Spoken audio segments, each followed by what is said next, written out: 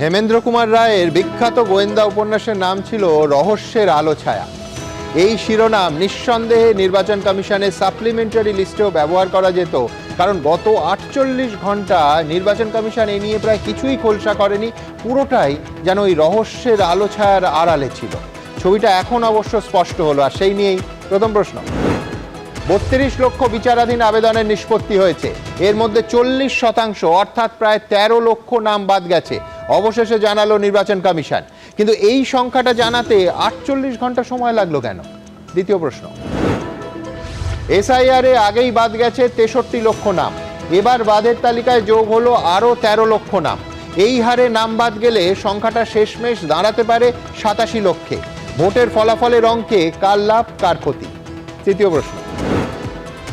ভোটের পর পোস্টার লাগিয়ে বলতে হবে বিজেপি করি না, হুঙ্কার তৃণমূল নেত্রী। বেশি লাফালাফি করলে রবীন্দ্রসঙ্গীতের পর ডিজেও বাজবে, বললেন অভিষেক বন্দ্যোপাধ্যায়। 21-এর মারের হিসেব হবেই, পাল্টা শুভেন্দু অধিকারী। ভোটের আগেই ভোট পরবর্তী সন্ত্রাসের সিঁদুরে মেঘ। চতুর্থ প্রশ্ন। বিজেপি এবার 177-এর নিচে নামবে না, বললেন বিরোধী দলনেতা। তৃণমূল জিতবে 226টা আসনে, আগেই ঘোষণা মুখ্যমন্ত্রী। জনাদেশ নিয়ে ভবিষ্যৎবাণী করছে দুপক্ষই, কিন্তু জনতার রায় যাবে কোন পক্ষের ঝুলিতে? পঞ্চম প্রশ্ন। গুজরাট যখন জ্বলছিল তখন কার সঙ্গে বসে ধোঁকলা খাচ্ছিলেন? বিজেপি বেড়েছে তৃণমূল আমলেই, সরাসরি তৃণমূল নেত্রীকে নিশানা হুমায়ুনের জোট সঙ্গী ওয়েসি। দুটোই বিজেপির ভোট কাটুয়া, কটাক্ষ তৃণমূলে। কিন্তু শাসক দলের মুসলিম ভোট ব্যাংকে আদৌ থাবা বসাতে পারবে এই দুই মুসলিম নেতার জোট? তবে শুরুতেই দেখাবো ঠিক কি রয়েছে নির্বাচন কমিশনের প্রথম সাপ্লিমেন্টারি লিস্টে। দেখুন লিস্টটা কোথায়, লিস্টটা কোথায়? ম্যাজিশিয়ান। ভোটার তালিকা কেমন হলো? ভোটার তালিকায় কত দূষিত জল ছিল? সমাজদার কা তো ইশারাই কাফি হয়। যে যার মতো রাজনীতি করছেন, নানা সংখ্যা বলছেন, আন্দাজ করছেন, ইশারা করছেন, কিন্তু সোমবার গভীর রাতে প্রথম সাপ্লিমেন্টারি তালিকা প্রকাশের পর যাদের জানানোর কথা ছিল, বলা যায় দায়িত্ব ছিল, সেই নির্বাচন কমিশন গত 48 ঘন্টাতেও জানায়নি সাপ্লিমেন্টারি তালিকায় কত লোকের নাম বাদ গেল, কত লোকের নাম থাকলো, তালিকায় কত লোকের নাম তোলা হয়েছে। অবশেষে কমিশন জানালো 32 লক্ষ নামের নিষ্পত্তি হয়েছে, এর মধ্যে 40% নাম বাদ গেছে, অর্থাৎ সংখ্যাটা প্রায় 13 লক্ষ। তবে 32 লক্ষ নামের নিষ্পত্তি করা গেলেও প্রথম তালিকায় শুধুমাত্র 10 লক্ষ নাম প্রকাশ করা গেছে। কিন্তু বিরোধীদের প্রশ্ন হলো, এই তথ্যটুকু জানাতে নির্বাচন কমিশনের 48 ঘন্টা সময় কেন লেগে গেল? মানুষের এত বিভ্রান্তির পর কেন জানানো হলো? দেখুন, এইটা তো প্রথম থেকেই মালিক অর্ডার দিয়ে রেখেছিল, সেই মতো প্রভুভক্ত বৃত্তকে কাজ করতে হয়েছে। আপনি ভাবুন, এই যে 32 লক্ষের মধ্যে 13 লক্ষ মানুষের নাম বাদ দেওয়া হলো, এবং ইন্টারেস্টিংলি এই মানুষদের অধিকাংশের 2002 সালের তালিকায় নাম আছে, অথবা প্রজেনি ম্যাপিং এ 2002 সালের তালিকায় তাদের বাবা অথবা মায়ের নাম আছে। অর্থাৎ এরা কেউ রোহিঙ্গা অনুপ্রবেশকারী নয়, এদের অপরাধ এরা মহিলা। আপনি এত বৃহত্তর সংখ্যক মানুষকে বাদ দিয়ে যদি গণতন্ত্রের উৎসব বলেন, তখন আর উৎসবের দন্তেশ্ব থাকে না, ওটা তালব্যস্য হয়ে যায়, ওটা গণতন্ত্রের সব মৃতদেহে পরিণত হয়। কতজন বাদ, কতজন কি কারণে, এই প্রকাশ করতে এত সময় লেগে গেল। এবং কার্যত বোঝা যাচ্ছে যে নির্বাচন কমিশন তার যোগ্যতা নিয়ে মানুষের মধ্যে প্রশ্ন ওঠাটাই স্বাভাবিক। এটা খুবই দুর্ভাগ্যজনক। মানুষের মধ্যে কিন্তু যথেষ্ট বিভ্রান্তি এবং প্রশ্ন নির্বাচন কমিশন আর যেন তৈরি না করে। এরই মধ্যে নাম বাদ নিয়ে ইঙ্গিতপূর্ণ মন্তব্য করেছেন শুভেন্দু অধিকারী। প্রথম রাউন্ড ব্রেকফাস্টে গেছে কত? 58 লাখ। লাঞ্চে কত গেছে? 7 লাখ। এখনো ডিনার হয়নি। সন্ধ্যাবেলা লিকার চা আর চীনা বাদাম হয়েছে, তাতে 32 লাখের মধ্যে 14 লাখ চলে গেছে। আরো বাকি কত? 28 লাখ। তাহলে এই মুহূর্তে কত গেছে? 79 লাখ। তাই তো? মনে আছে তো আমার কথাগুলো আগে? আমি আর বলছি না। সমাজদার কা তো ইশারাই কাফি হয়। এর 90% ভোট তৃণমূল কংগ্রেস মেরে দিত। 2025 সালের অক্টোবর অবধি এ রাজ্যে ভোটার সংখ্যা ছিল 7,66,00,000। 16ই ডিসেম্বর এসআইআর এর প্রথম খসড়ায় 58 লক্ষ নাম বাদ যায়। 28শে ফেব্রুয়ারি চূড়ান্ত ভোটার তালিকায় আরও প্রায় 5.5 লক্ষ নাম বাদ যায়। তারপর আবার 1,82,000 নাম তালিকায় ঢোকে। ফলে ভোটারের সংখ্যা দাঁড়ায় 7,5,5,00,000-এর কাছাকাছি। নির্বাচন কমিশন সূত্রে খবর, লজিক্যাল ডিসক্রিপেন্সির আওতায় এখন অবধি 32 লক্ষের নিষ্পত্তি হয়েছে। এর মধ্যে প্রায় 40% নাম বাদ গেছে, অর্থাৎ প্রায় 13 লক্ষ। এখনও 28 লক্ষের নিষ্পত্তি বাকি।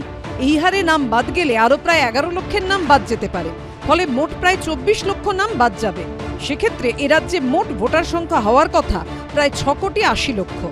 অর্থাৎ সেক্ষেত্রে মোট প্রায় 86 লক্ষ ভোটারের নাম বাদ যেতে পারে। তবে এই হিসেব শেষ অবধি কি দাঁড়ায় সেটাই এখন দেখার। আশাবুল হোসেনের রিপোর্ট, এবিপি আনন্দ। দেখুন, পশ্চিমবঙ্গ আছে পশ্চিমবঙ্গেই। এ রাজ্যের নেতা নেত্রীরা প্রত্যেকে ভবিষ্যৎ দ্রষ্টা। মুখ্যমন্ত্রী মমতা বন্দ্যোপাধ্যায় একদিকে 2026 সালে 226টা আসনের লক্ষ্যমাত্রা বেঁধে দিয়েছেন, আর বিরোধী দলনেতা শুভেন্দু অধিকারী বললেন বিজেপি এই ভোটে 177টা আসনের নিচে নামবেই না। তবে কি জানেন, ভোট হলে তবে তো আসন, ভোট দেবেন কারা? ভোটাররা। সেই ভোটারদের 100%ই, মানে আমি, আপনি, এই স্টুডিওতে যারা বসে আছেন, প্রত্যেকে রাতারাতি বিচারাধীন হয়ে গেছিলাম গতকাল ঘন্টার পর ঘন্টা। মধ্যরাতের পর সেই বিচারাধীনরা বিচার পান, অর্থাৎ আবার ভোটার তালিকায় ভোটার হিসেবে তাদের নাম ফিরে আসে। তার থেকেও বড় কথা, দুদিন কেটে যাওয়ার পর অবশেষে এ রাজ্যের মানুষ জানতে পারলেন 701 জন জুডিশিয়াল অফিসার মিলে এখনও পর্যন্ত 32 লক্ষ আবেদনের নিষ্পত্তি করেছেন। তাদের মধ্যে 40% অর্থাৎ প্রায় 13 লক্ষ নাম বাদ পড়েছে। এবং যা ভাবা হচ্ছিল তা নয়, প্রথম সাপ্লিমেন্টারি লিস্টে 29 লক্ষ নয়, মাত্র 10 লক্ষের নাম প্রকাশিত হয়েছে। কিন্তু কথা হলো, জাতীয় নির্বাচন কমিশন একটা ন্যূনতম স্বচ্ছতা দেখাতে ব্যর্থ হলো। আমার প্রশ্ন, এই লুকোছাপা কার জন্য? এই বিভ্রান্তি কেন? এতে কার লাভ হচ্ছে? বিশ্বনাথ চক্রবর্তী কি বলে? শুরু থেকেই নির্বাচন কমিশন লুকোচুরি খেলছিল, ব্যর্থতা হয়েছে পরিষ্কার ধরা পড়ছে প্রত্যেকটা স্তরে। তার সাথে রাজনীতির দলগুলোর আকচাকচি তো আছেই এবং কারসাজিও আছে। কিন্তু সুমনদা, মানে 60 লক্ষ বিচারাধীন ব্যক্তির নাম যখন আসছিল, তারপরে 32 লক্ষ, মানে 29 লক্ষ সেদিন তাদের ভেরিফিকেশনের পরে নাম জানানো হচ্ছে, অথচ সংখ্যাটা কেউ জানতে পারছে না। জেলা স্তরে তো নয়, রাজ্য স্তরেও নয়। সিও বলছেন সুব্রত গুপ্তের কথা। সুব্রত গুপ্ত বলছেন যে এত সংখ্যক ডেটা এটা তো ইলেকশন কমিশন দেবে। ইলেকশন কমিশন কখনো কখনো বলছে যে সার্ভার মানে ডাউন হয়ে আছে। তাহলে প্রশ্নটা হচ্ছে যে আপনাদের কাছে তথ্য নেই না, আপনারা তথ্য থেকেও মানুষকে জানাচ্ছিলেন না? আপনাদের মধ্যে কি একটা আশঙ্কা ছিল যে বিরাট সংখ্যক সংখ্যালঘু মুসলিমদের নাম বাদ যাবে, সেই কারণে সেন্ট্রাল ফোর্সকে যেমন মজবুত করেছিলেন যেন জনরোষ না হয়, সেই কারণেই কি আপনারা নামটা এত ধীরে এখন জানাচ্ছেন যে 13 লক্ষ অর্থাৎ 40% নাম বাদ গেছে? 32 লক্ষ যে ভেরিফিকেশন হয়েছে তার মধ্যে 40% নাম বাদ গেছে।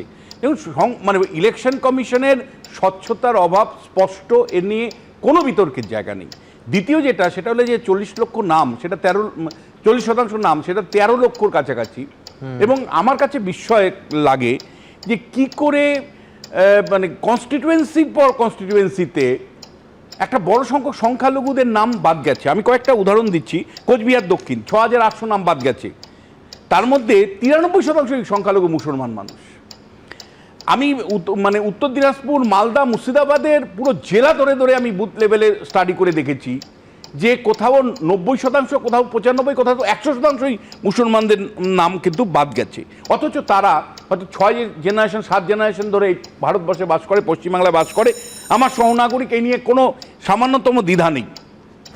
রঘুনাথগঞ্জ বিধানসভা কেন্দ্রের 1,15,000 মানে বিচারাধীন ছিল, যা এখন ভেরিফিকেশনের পরে এসছে, তাতে দেখা যাচ্ছে প্রায় 90% সংখ্যালঘু মুসলিমদের নাম কার্যত বাদ গেছে। আবার রায়গঞ্জ বিধানসভা কেন্দ্রের একটি পার্টে 113 নম্বরের বুথে 115 জনের নাম ভেরিফিকেশনের পরে এসছে, তাদের সবগুলো নামই হলো সংখ্যালঘু মুসলমানদের নাম। এইভাবে আমি যদি যাই সুমনদা, আপনাকে খুব দায়িত্ব নিয়ে বলতে পারি যে কার্যত তৃণমূল কংগ্রেস থেকে যে অভিযোগটা করা হয় যে সংখ্যালঘুদের টার্গেট করা হয়েছে, এটা কিন্তু একটা সারবত্তা ধরা পড়ে।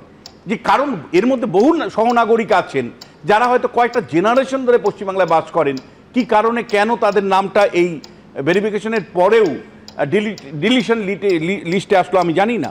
এবং একইভাবে মতুয়া সম্প্রদায়ের যে মতুয়া কনস্টিটুয়েন্সি তার স্টাডি করে আমি দেখেছি যে সেখানে কিন্তু মানে বিশেষ করে Ranaghat subdivision, Bongaon subdivision আর বসিরহাট সাব ডিভিশনে বুথের পর বুথে আমি দেখেছি 30 থেকে 40 জন, কোথাও 50 জনের নাম বাদ গেছে এবং এরা সব হিন্দু এবং মতুয়া সম্প্রদায় অন্তর্ভুক্ত মানুষ। প্রশ্নটা এখানে আসছে যে শেষ পর্যন্ত যারা অন্তত 40 বছর ধরে ভোট দিচ্ছেন তাদেরকে বাদ দিয়ে আমরা কি মানে সত্যি ভোটের অধিকারটা প্রয়োগ করতে পারবো? মানে আমরা মানে সহনাগরিক হিসেবে সামান্যতম আমাদের হৃদয় কাঁপবে না? আমি আশ্চর্যভাবে আমি দেখলাম শুভেন্দু অধিকারী আজকে একটা মন্তব্য, আমি তীব্রভাবেই সেটা নিন্দা করছি। সেটা হলো যে মানে মানে ব্রেকফাস্টের সাথে তুলনা করছি 58 লক্ষ নাম বাদ, যদিও 58 লক্ষর মধ্যে মৃত নাম ছিল, অবৈধ নাম ছিল বা স্থায়ীভাবে স্থানান্তরিত নাম ছিল, কিন্তু ব্রেকফাস্টের সাথে কেন?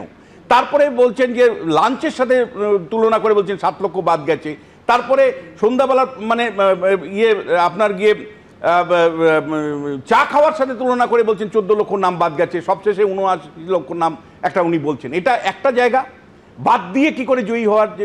আরেকটা জায়গা আপনি ঠিক রাইটলি ধরেছেন যে আজকে মমতা বন্দ্যোপাধ্যায় ময়নাগুড়ির সভা থেকে বলছেন যে মানে নির্বাচনের ফলাফলের পরে বিজেপি মানে আর কোনোদিন করব না, এটা আপনাদেরকে পোস্টার ব্যানার করে জানাতে হবে। আমরা এর মানেটা জানি সুমনদা, পোস্ট ইলেকশন ভায়োলেন্স 2021 সালে কিভাবে 5 দিনের মধ্যে 54 জন মানুষের মৃত্যু ঘটেছিল। মমতা বন্দ্যোপাধ্যায় সেই একইভাবে পোস্ট ইলেকশন ভায়োলেন্সে নিয়ে যেতে চাইছেন। একজন মুখ্যমন্ত্রীর ভাষা আর একজন গুন্ডার ভাষার মধ্যে কোনো তফাৎ আমি দেখতে পেলাম। একইভাবে আজকে নন্দীগ্রামে অভিষেক বন্দ্যোপাধ্যায়ের একটা সভা ছিল, সেই সভাতে উনি ডিজে বাজানোর কথা বলছেন যে প্রয়োজনে ডিজে বাজিয়ে দিব। ডিজে শব্দটার সাথে হিংসার সরাসরি সম্পর্ক পশ্চিমবাংলায় পোস্ট ইলেকশন ভায়োলেন্সে আমরা দেখেছি। আর উল্টো দিকে প্রতিদিন সকালবেলা আমি যখন ফিল্ড ওয়ার্কের কাজে বেরোই সকাল ভোরবেলা আর 11টার সময় ফিরি, আমি গ্রামের পর গ্রাম দেখছি মানুষের দুরবস্থা। যে 10-26 সার যেটা মানে চাষের জন্য খুব গুরুত্বপূর্ণ, 1400 টাকার বস্তার সার তাদেরকে 2600 টাকা কালোবাজারিতে কিনতে হচ্ছে। কৃষকদের সহায়ক মূল্য তারা পান না, মাঝখানে তৃণমূলের নেতারা সেই সহায়ক মূল্যের ভাগ নিয়ে নিচ্ছেন। দিনের পর দিন আমরা দেখছি যে কৃষিক্ষেত্রে মানে সেচের ব্যবস্থা অব্যবস্থার জন্য তারা ভুগতে হচ্ছে। এবং আজকে আলু চাষ আপনারা যদি দেখেন মাত্র 2 টাকা কেজি করে আলু বিক্রি করতে হচ্ছে। যে পরিমাণে টাকা ব্যয় করে তাদেরকে 1 বিঘা জমি চাষ করতে হয় কৃষকদের, তার সামান্যতম সহায়ক মূল্য তারা পান না। রাজ্য সরকার কোনো দিকেই গভর্নেন্সের মন নেই। একটার পর একটা প্রাইমারি স্কুল গ্রামে আমি বন্ধ দেখছি যখন সমীক্ষার কাজ করছি। আমরা কোথায় যাচ্ছি সুমন, আপনি বলতে পারেন আমরা কোথায় যাচ্ছি? একদিকে এসআইআর নামে সহনাগরিকরা যারা কয়েক প্রজন্ম ধরে ভোট দিয়েছে পশ্চিমবাংলায় তাদেরকে বাদ দিচ্ছি, আরেকদিকে আমরা ভয়ের হিংসা সন্ত্রাস এর মাধ্যমে ভোটটাকে জয় করতে চাইছি, ডিজে বাজিয়ে জয় করতে চাইছি। আর মানুষের সাধারণ যে ইস্যুগুলো সেগুলোকে দিনের পর দিন ইগনোর করছি। আপনারা আমি জোর হাতে অনুরোধ করব নাগরিকদের যারা টেলিভিশন সেটে আসছেন, রাজনৈতিক নেতারা যখন হিংসার বক্তব্য রাখেন না তখন আপনারা নিন্দা করুন। পরিষ্কার করে অভিষেক বন্দ্যোপাধ্যায় হতে পারেন, মমতা বন্দ্যোপাধ্যায় হতে পারেন, শুভেন্দু অধিকারী হতে পারেন, যারা হিংসাকে উস্কে দিচ্ছে, হিংসামূলক বক্তব্য রাখছে তাদেরকে ধিক্কার জানান। তাদেরকে পরিষ্কার করে আপনাদের সোশ্যাল মিডিয়াতে পর্যন্ত পরিষ্কার করে বলুন আমরা আপনাদের এই হিংসামূলক কথাবার্তা পছন্দ করছি না। ধন্যবাদ বিশ্বনাথ চক্রবর্তী। আমি সরাসরি একেবারে এসআইআর প্রসঙ্গে ফিরব এবং এই অনুষ্ঠানে অবশ্যই এই বক্তব্যগুলো নিয়ে একেবারে পরিষ্কার আলোচনা হবে এবং পাশাপাশি 2021-এ কী হয়েছিল সত্যি সত্যি এ রাজ্যের একাধিক অংশে একেবারে পোস্টার দিয়ে মাইকে বলতে হয়েছিল যে আমরা বিরোধী দল করি না, সেই ছবিও এবিপি আনন্দের আর্কাইভ থেকে আপনাদের সামনে রাখবো। কিন্তু তার আগে দেখাবো আবার এসআইআর প্রসঙ্গে যে গতকাল রাতারাতি আমরা প্রত্যেকে সার্ভার নাশকতা, সার্ভার বসে যাওয়া, সার্ভার হ্যাক হওয়া কারণ আমরা জানি না, রাতারাতি বিচারাধীন হয়ে গেলাম আমরা প্রত্যেকে। অবশ্য মধ্যরাতের পর ছবিটা কিছুটা পাল্টালো। পরের প্রতিবেদন। দায়িত্বশীল হওয়া উচিত অবভিয়াসলি, কারণ আমরা ওনাদের উপর ডিপেন্ড করে আছি। এত বড় একটা টেকনিক্যাল ভুল কিভাবে নির্বাচন কমিশন করতে পারেন? বিধানসভা ভোট শুরু হতে বাকি 1 মাসেরও কম সময়। সামনের মাসে এরকম সময় প্রথম দফা ভোট হয়ে গেছে, অথচ এখনো এসআইআর এর তালিকা নিয়ে ভোটার মানে সাধারণ মানুষের মধ্যেই চূড়ান্ত বিভ্রান্তি। মঙ্গলবার রাতে সেই বিভ্রান্তি কয়েক গুণ বেড়ে যায়, কারণ চূড়ান্ত তালিকায় থাকা কোটি কোটি ভোটারের নাম আচমকা চলে যায় বিবেচনাধীনের তালিকায়। নির্বাচন কমিশনের ওয়েবসাইট খুলতে দেখা যায় নামের পাশে লেখা বিবেচনাধীন। এই নামগুলো অ্যাডজুডিকেশনে যায় কি করে? তাইলে কি এটা নির্বাচন কমিশনেরই দায়িত্বহীনতা নয় কি? এটা কি আমাদের প্রথম প্রশ্ন। মুখে মুখে খবর ছড়িয়ে পড়ে, সকলে নির্বাচন কমিশনের ওয়েবসাইটে ঢুকে নিজের নাম খোঁজার চেষ্টা করেন, আর নামের পাশে বিবেচনাধীন লেখা দেখে আতঙ্কিত হয়ে পড়েন।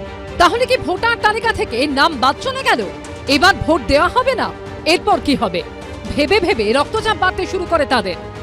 নির্বাচন কমিশন এই যে এসআইআর করতে গিয়ে অনেক কিছু করে ফেলছে, তাতে বোঝা যাচ্ছে যে পেশাদারিত্ব যেটা দরকার ছিল তার অভাব আছে, দক্ষ লোকের অভাব আছে, এবং বিশেষ করে প্রযুক্তিগত ব্যাপারগুলোতে ইলেকট্রনিক্যাল যে সমস্ত ব্যাপারগুলো আছে, ডিজিটাল আপলোডিং ইত্যাদি, সেইগুলোতে যথেষ্ট খামতি আছে বলে আমার ধারণা। সাধারণ মানুষ তো বটেই, মমতা বন্দ্যোপাধ্যায়, অভিষেক বন্দ্যোপাধ্যায়, শুভেন্দু অধিকারীদের নামও বিবেচনাধীনের তালিকায় চলে যায়। কালকে কি আপনারা জানতেন হঠাৎ করে ইলেকশন কমিশনের ওয়েবসাইট থেকে সবার নাম মুছে গেল? আরে আমি আমার নাম টাইপ করে দেখছি, আমিও সন্দেহের তালিকায়। আপনাদের সবার নাম এখন বলছে হ্যাকিং হয়েছে। তোমাকে হ্যাকিং করবার সাহস কারো আছে? তুমি হ্যাকিং করেছো না টেকনিক্যালি বজ্জাতি করছো, এটা মানুষকে জানাও। ছ্যাবলামো হচ্ছে পশ্চিমবাংলার মানুষকে নিয়ে এই ছ্যাবলামো করছে দিল্লির মনোভাবে নির্বাচন কমিশন, এবং অন্য রাজ্যে কোথাও এই সমস্যা হলো না। পশ্চিমবাংলার তৃণমূলের সরকার এমনভাবে চললো দুজনে মিলিয়ে যে মানুষের নাম কেটে কুটে একেবারে অ্যাক্সেস করে দিচ্ছে। এই আবহে নির্বাচন কমিশনের তরফে সাফাই দিয়ে জানানো হয়, বেশ কিছুক্ষণ পর আবার যাদের নাম চূড়ান্ত ভোটার তালিকায় ছিল ঠিক হয়ে যায়। কিন্তু কয়েক ঘন্টার উদ্বেগ আশঙ্কায় ততক্ষণে সাধারণ মানুষের রাতের ঘুম উড়ে যাওয়ার জোগাড়। রুমা পাল, সন্দীপ সরকার ও অনির্বাণ বিশ্বাসের রিপোর্ট, এবিপি আনন্দ। দেখুন তথ্য কি বলছে, পরপর টাইম লাইনটা দেখি। প্রথম সাপ্লিমেন্টারি লিস্ট প্রকাশিত হলো সোমবার রাত 12:15টায়। সেই দিন অর্থাৎ সোমবার সন্ধেবেলা কমিশনের সিইও মনোজ আগরওয়াল বললেন 60,06,000 বিচারাধীনের মধ্যে 29,06,000-এর আবেদনের নিষ্পত্তি হয়েছে। তারপর সোমবার, মঙ্গলবার, বুধবার চলে গেল, কিন্তু কজন মানুষের আবেদনের নিষ্পত্তি হলো?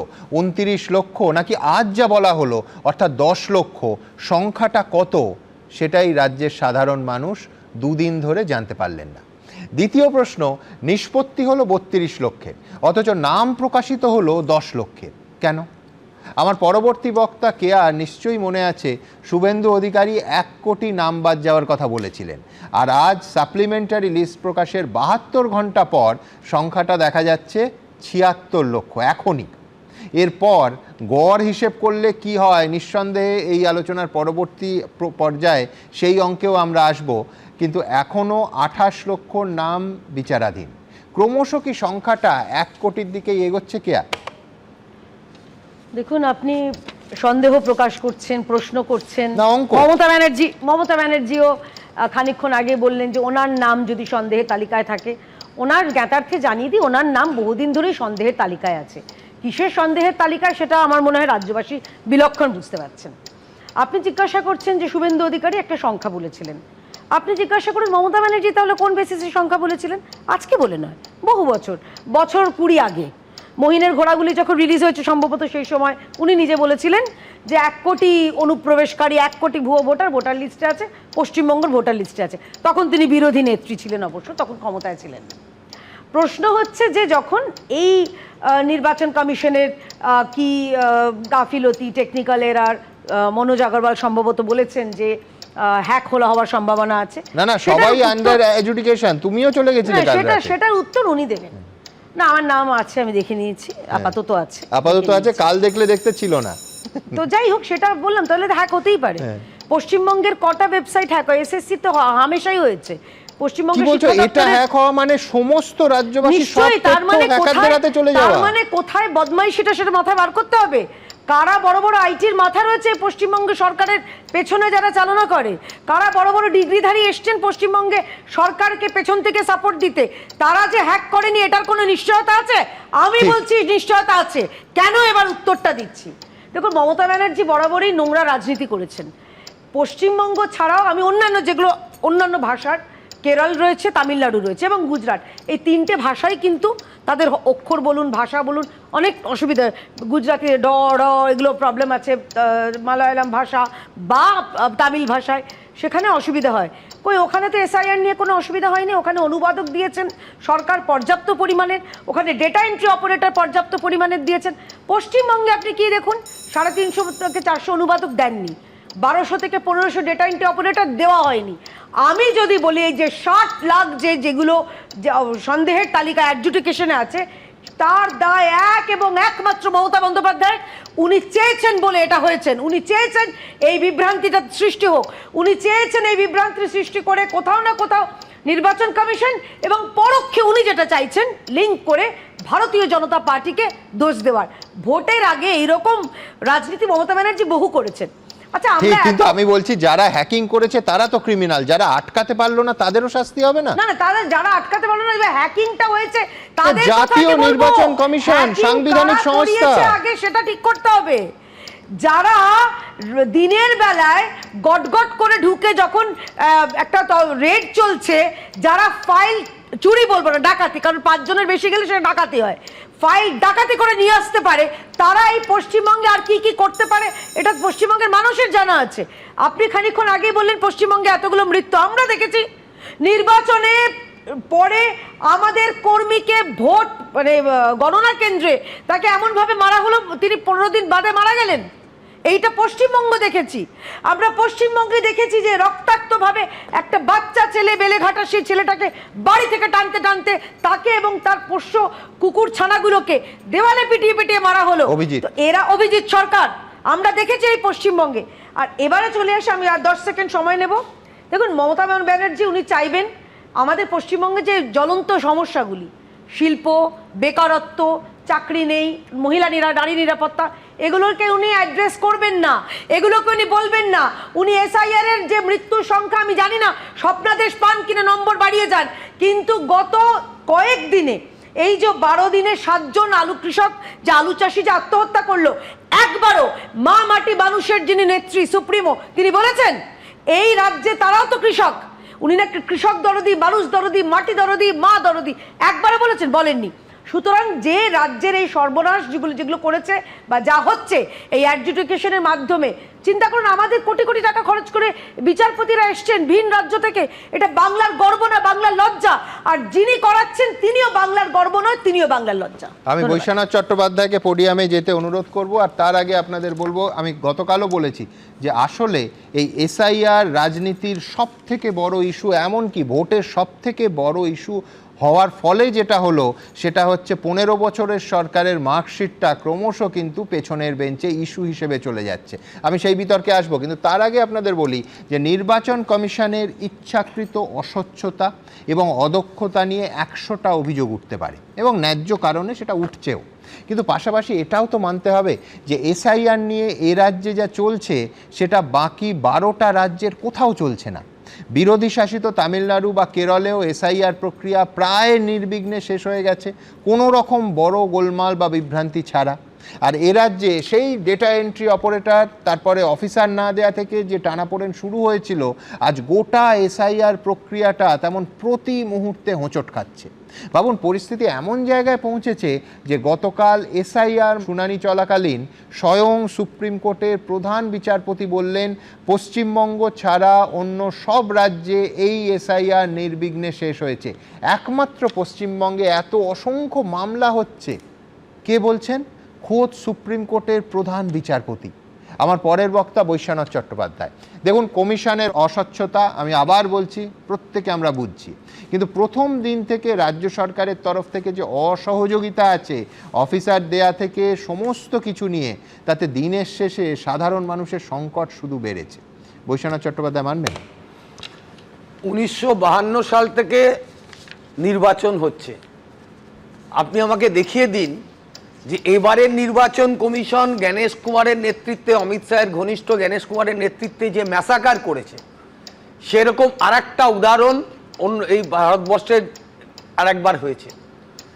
পশ্চিমবাংলার মানুষ হিসাবে আমাদের কাছে এটা অবাক লাগে যে একজন ইলেকশন কমিশনের নোটিশে কালকে মুখ্যমন্ত্রী দেখিয়েছেন মমতা বন্দ্যোপাধ্যায় যে সেখানে বিজেপি স্ট্যাম্প মারা আছে।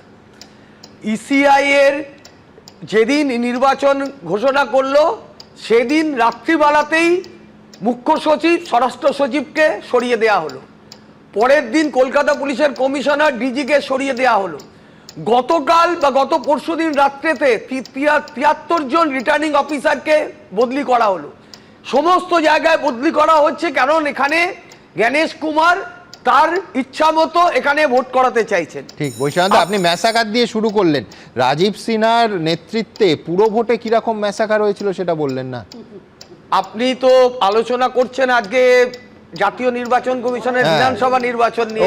নির্বাচন তুলনা করব না, আপেল আর কমলা লেবু করছি না। তাই বলছি 200 মানুষের মৃত্যু কি রাজীব সিনহার সময় হয়েছিল? 200 মানুষ মারা গেছিল। ইলেকশন কমিশনের নামে সুইসাইডিয়াল নোট লিখে গেছিল যে আমার মৃত্যুর জন্য ইলেকশন কমিশন দায়ী। যেখানে আপনি আতঙ্কে মৃত্যুর কথা বলছেন, আমি তো সরাসরি রাজনৈতিক হিংসায় মৃত্যুর কথা বলছি। এবং আপনাকে বলি তৃণমূল কর্মীরাও প্রচুর মারা গেছিলেন। আমি আপনাকে সরাসরি বলছি যে যেখানে নির্বাচন কমিশন আমার মৃত্যুর জন্য দায়ী, আত্মহত্যার আগে এই সুইসাইডিয়াল নোট এর আগে কোথায় হয়েছে আপনি সেটা আমাকে দেখান। 200-র ওপরে মানুষ মারা গেছে, বিওলো মারা গেছে, তার বাড়ির লোকেরা বলেছে এই চাপ সহ্য না করতে পেরে মারা গেছে, আত্মহত্যা করেছে। তাহলে আত্মহত্যার প্ররোচনার জন্য কারা দায়ী থাকলেন? ঠিক, এই 200 মানুষের মৃত্যুর জন্য কারা দায়ী থাকলেন? আপনি তো আমার কথা আপনি আপনার সঙ্গে তো একমত হচ্ছি, সেটাই বলছি। কিন্তু আমি বলছি সুইসাইড নোট আর সরাসরি মাথায় বাড়ি বা বোমের আঘাতে বা গুলির আঘাতে মৃত্যু, এই দুটো কি এক হলো? আপনি বলুন না। আমি তো একমত আপনার সঙ্গে যে সত্যি অসংখ্য মানুষ আতঙ্কের মধ্যে থেকেছেন, সুইসাইড নোটও স্পষ্ট বহু ক্ষেত্রে দেখা গেছে। এটা রাজনৈতিক হত্যাটাও তো সমান খারাপ, বলুন। আচ্ছা আপনি এটা বলুন তো, যে এই যে বললো শুভেন্দু অধিকারী সংখ্যালঘুদেরকে আমি চ্যাংদোলা করে বাইরে ফেলে দিয়ে আসবো বিধানসভার বাইরে, এটা প্ররোচনা নয়। তিনি কেবল এখানে শুধু সংখ্যালঘুদের টার্গেট করে নাম কাটা হয়েছে, তারপরে schedule caste, schedule tribe, Matua, Adivasi সবার নাম কাটা হয়েছে। আজকে আপনি দেখাচ্ছেন 76 লক্ষ নাম অলরেডি ডিলিটেড হয়েছে। এই ঘটনা কোনো সময় আমরা বারবার বলেছিলাম এটা করতে 2 থেকে 3 বছর লাগবে। জোর করে এটাকে 2 থেকে 3 মাসের মধ্যে করতে গিয়ে এত বড় হ্যাপাজার্ড, চূড়ান্ত ভোগান্তি। স্ট্রেচারে করে নিয়ে গেছে, অক্সিজেনের নল নাকে ঢুকিয়ে তাকে হিয়ারিং সেন্টারে নিয়ে গেছে। স্ত্রী মারা গেছে, কন্যা মারা গেছে মালদায়, তাকে গিয়ে হিয়ারিং সেন্টারে অ্যাটেন্ড করতে হচ্ছে, মর্গে স্ত্রী কন্যার ছেলেকে মর্গে বডি রেখে। এই ধরনের যে নজিরবিহীন ঘটনাগুলো, মর্মান্তিক ঘটনা, চূড়ান্ত ভোগান্তি ঘটালো। 1.5 কোটির ওপর মানুষকে ভোগান্তিতে ফেলে দিল নির্বাচন কমিশন। আজকে বিজেপি বলছে আমি নির্বাচন কমিশনার বলবো না বলে নির্বাচন কমিশনার হয়ে এখন গান গাইছে বিজেপি পার্টি। বিজেপি পার্টি আর নির্বাচন কমিশন হ্যান্ড জয়েন করে আছে। এটা ক্লিয়ার স্টোরি, এটা একদম পরিষ্কার হয়ে গেছে যে নির্বাচন কমিশন এবং বিজেপি হ্যান্ড জয়েন করে এইখানে নির্বাচনে নানান ধরনের ভোগান্তি করেছে এবং মানুষকে দুর্দশার মধ্যে ফেলে দিয়েছে। আজকে এত বড় আজকে এই ঘটনাটা যদি বিচার না পায় তাহলে কোথায় গিয়ে বিচার পায়? আজকে আপনি বলুন, শুভেন্দু র্যালিস করে বলছে ব্রেকফাস্ট করলাম 93 লক্ষের নাম বাদ দিয়ে, লাঞ্চ করলাম এতগুলো লোকের নাম বাদ দিয়ে, আবার সন্ধ্যাবেলায় লিকার, টি আর বিস্কিট খাবো এত লোকের নাম বাদ দিয়ে। নির্বাচন কমিশনের নাম বাদ দেওয়া দিয়ে নির্বাচন কমিশন নাম বাদ দিচ্ছে, শুভেন্দু উল্লাস করছে, বিজেপি উল্লাস করছে। নির্বাচন কমিশনের কাজ যে নাম বাদ দেওয়া। আপনি বলুন, এই প্রশ্নের উত্তর দিতে বলুন। নির্বাচন কমিশন যা করেছে,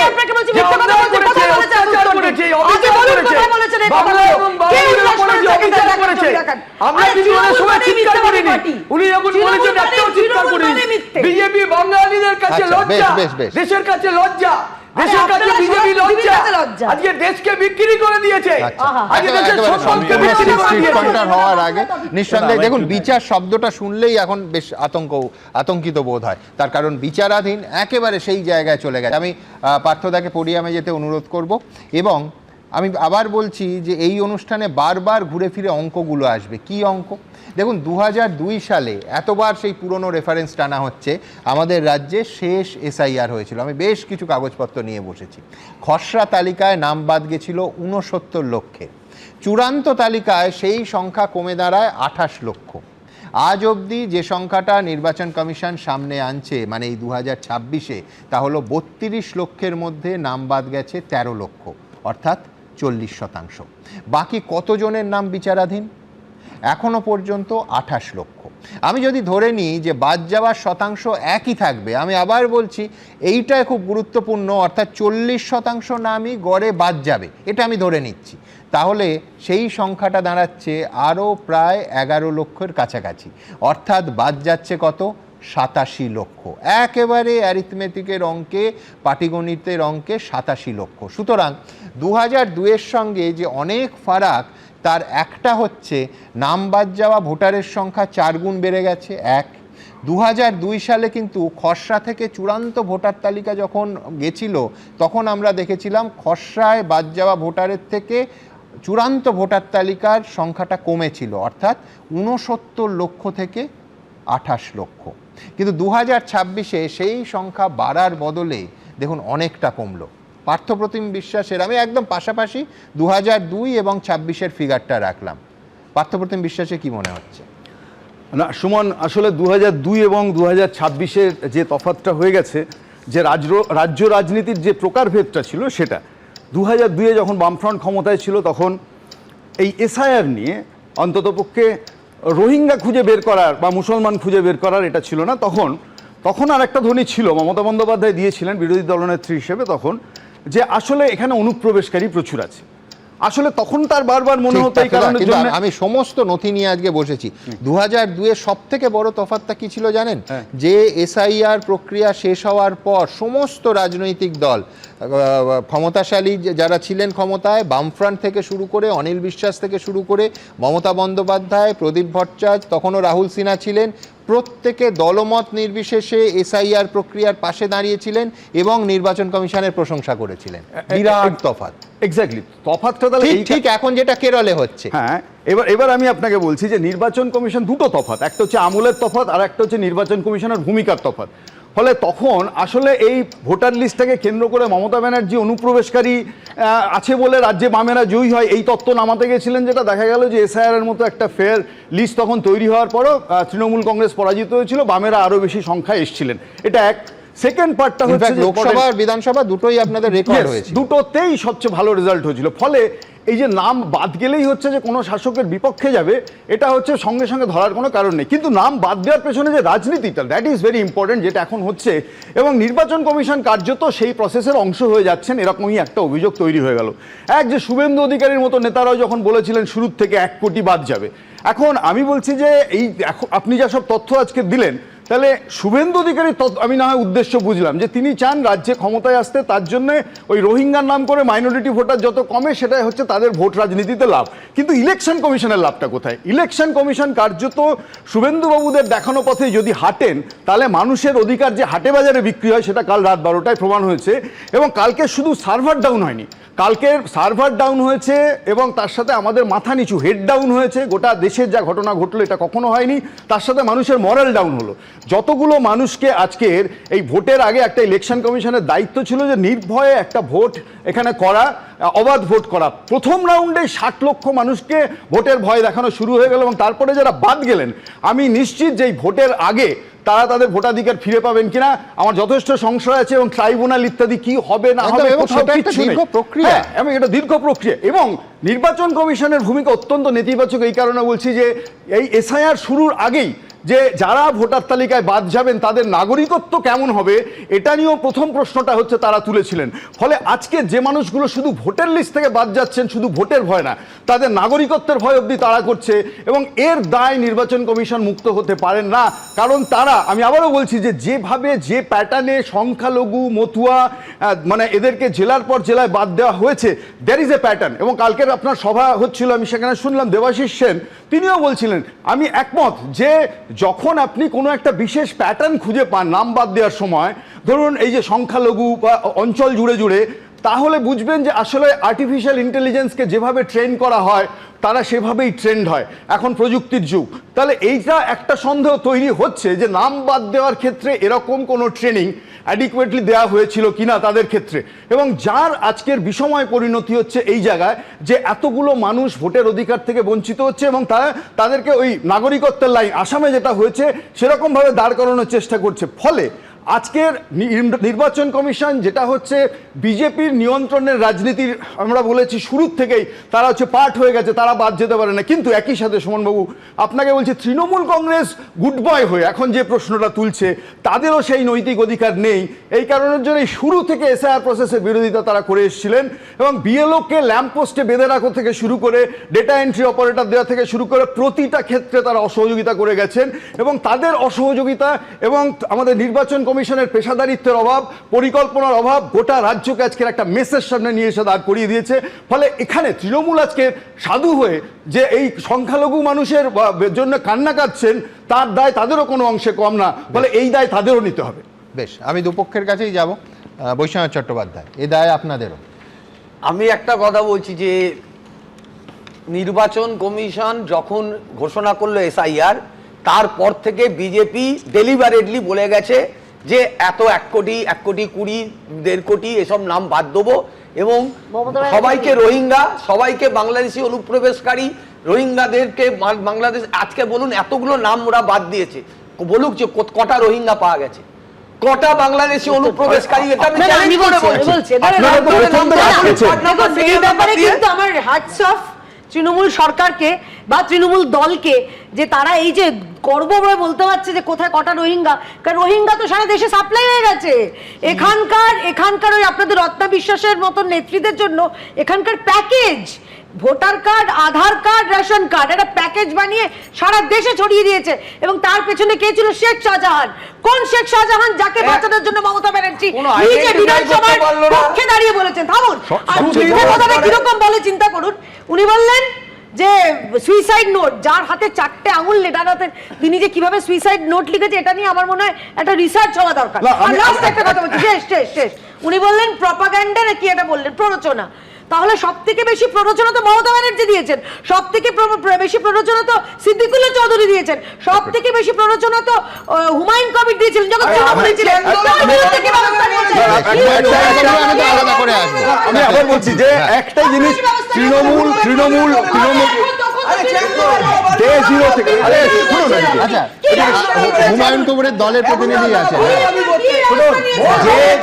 হুমায়ুন কবির পরিষ্কার করে এই চ্যানেলের সবার সামনে তিনি বলেছেন যে আমাকে বলানো হয়েছিল, মাননীয় মুখ্যমন্ত্রী ওনাকে নির্দেশ দিয়েছিল তুই বল। এইবার বেরিয়ে গেছে।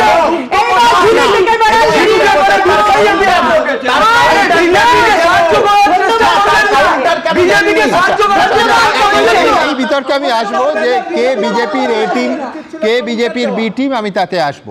কিন্তু দেখুন 2025 সালের 27শে অক্টোবর পশ্চিমবঙ্গের মোট ভোটার সংখ্যা ছিল প্রায় 7,63,00,000। 16ই ডিসেম্বর খসড়া তালিকা প্রকাশ হলে দেখা গেল ভোটার সংখ্যা 58 লক্ষ কমে যাচ্ছে, 58 লক্ষ কমে দাঁড়ালো 7,08,00,000। তারপর আবার 28শে ফেব্রুয়ারি 5 লক্ষ ভোটারের সংখ্যা কমালো নির্বাচন কমিশনের চূড়ান্ত খসড়া তালিকা প্রকাশিত হলে। এখন আজকের দিনে কমলো আরও 13 লক্ষ। এইভাবে 40% হারে নাম খারিজ হতে থাকলে সংখ্যা আরও কমলে অন্তত 11 থেকে 12 লক্ষ। আমি আবার বলছি যে এই 40%টা কিন্তু আমি কনস্ট্যান্ট ধরে হিসেব করছি, অর্থাৎ মোট ভোটার সংখ্যা সেক্ষেত্রে 7,63,00,000 থেকে কমে দাঁড়াতে পারে 6,80,00,000। মন দিয়ে সংখ্যাগুলো লক্ষ্য করুন। 5 মাসের ব্যবধানে বাদ যেতে পারেন প্রায় 11% ভোটার। আমার পরের বক্তা পরিসংখ্যানবিদ শুভময় মৈত্র। শুভময় দা, আপনার কাছে আমার প্রশ্ন থাকবে, গত বিধানসভা নির্বাচনে শাসক তৃণমূল আর বিরোধী বিজেপির মধ্যে ফারাক ছিল 60 লক্ষের কিছুটা বেশি, আর লোকসভা ভোটে সেই ফারাক কমে গিয়ে হয় 42 লক্ষ। এবার যদি সত্যি 87 থেকে 88 লক্ষ বাদ যায়, আমি আবার বলছি ওই 40% হিসেব করছি আমি, তাহলে রাজ্যের রাজনৈতিক অঙ্কটা কি পাল্টাতে পারে? শুনবাবু, ভোটের যে ফলাফল যেটা হবে সেটা তো অনেকগুলো প্যারামিটারের উপর নির্ভর করে, আমরা বলি চলরাশি বা ভেরিয়েবলের ওপর নির্ভর করে। এবার সেই ভেরিয়েবলগুলোর মধ্যে একটা হচ্ছে যে গতবার সত্যিকারের যারা ভোটার লিস্টে নাম ছিল কিন্তু মানুষগুলো এক্সিস্ট করতেন না বা তাদের কোনো রকম গোলমাল ছিল, সেই ভোটের পরিমাণটা যে অনেকটা ছিল এটা পরিষ্কার বোঝা যাচ্ছে, যেটা প্রথমেই তো আমাদের তালিকা থেকে বাদ গেছে, তার মধ্যে প্রচুর মৃত ভোটার আছেন। এবারে মৃত ভোটাররা এসে গতবার কত শতাংশ তৃণমূলকে, কত শতাংশ বিজেপিকে, কত শতাংশ পার্থদাকে, আমাদের কামালদার দল আগেরবার ছিল না তাদেরকে দিয়েছেন, সেই তথ্য আমরা সমীক্ষা করে এখনো বার করিনি, কিন্তু সেটা অনুমানের ভিত্তিতে যে সাধারণভাবে যিনি শাসন ক্ষমতায় থাকেন তার পক্ষে সুবিধে, মৃত voter, permanently shifted voter, duplicate ভোটারের সুবিধে সেদিকেই যায়।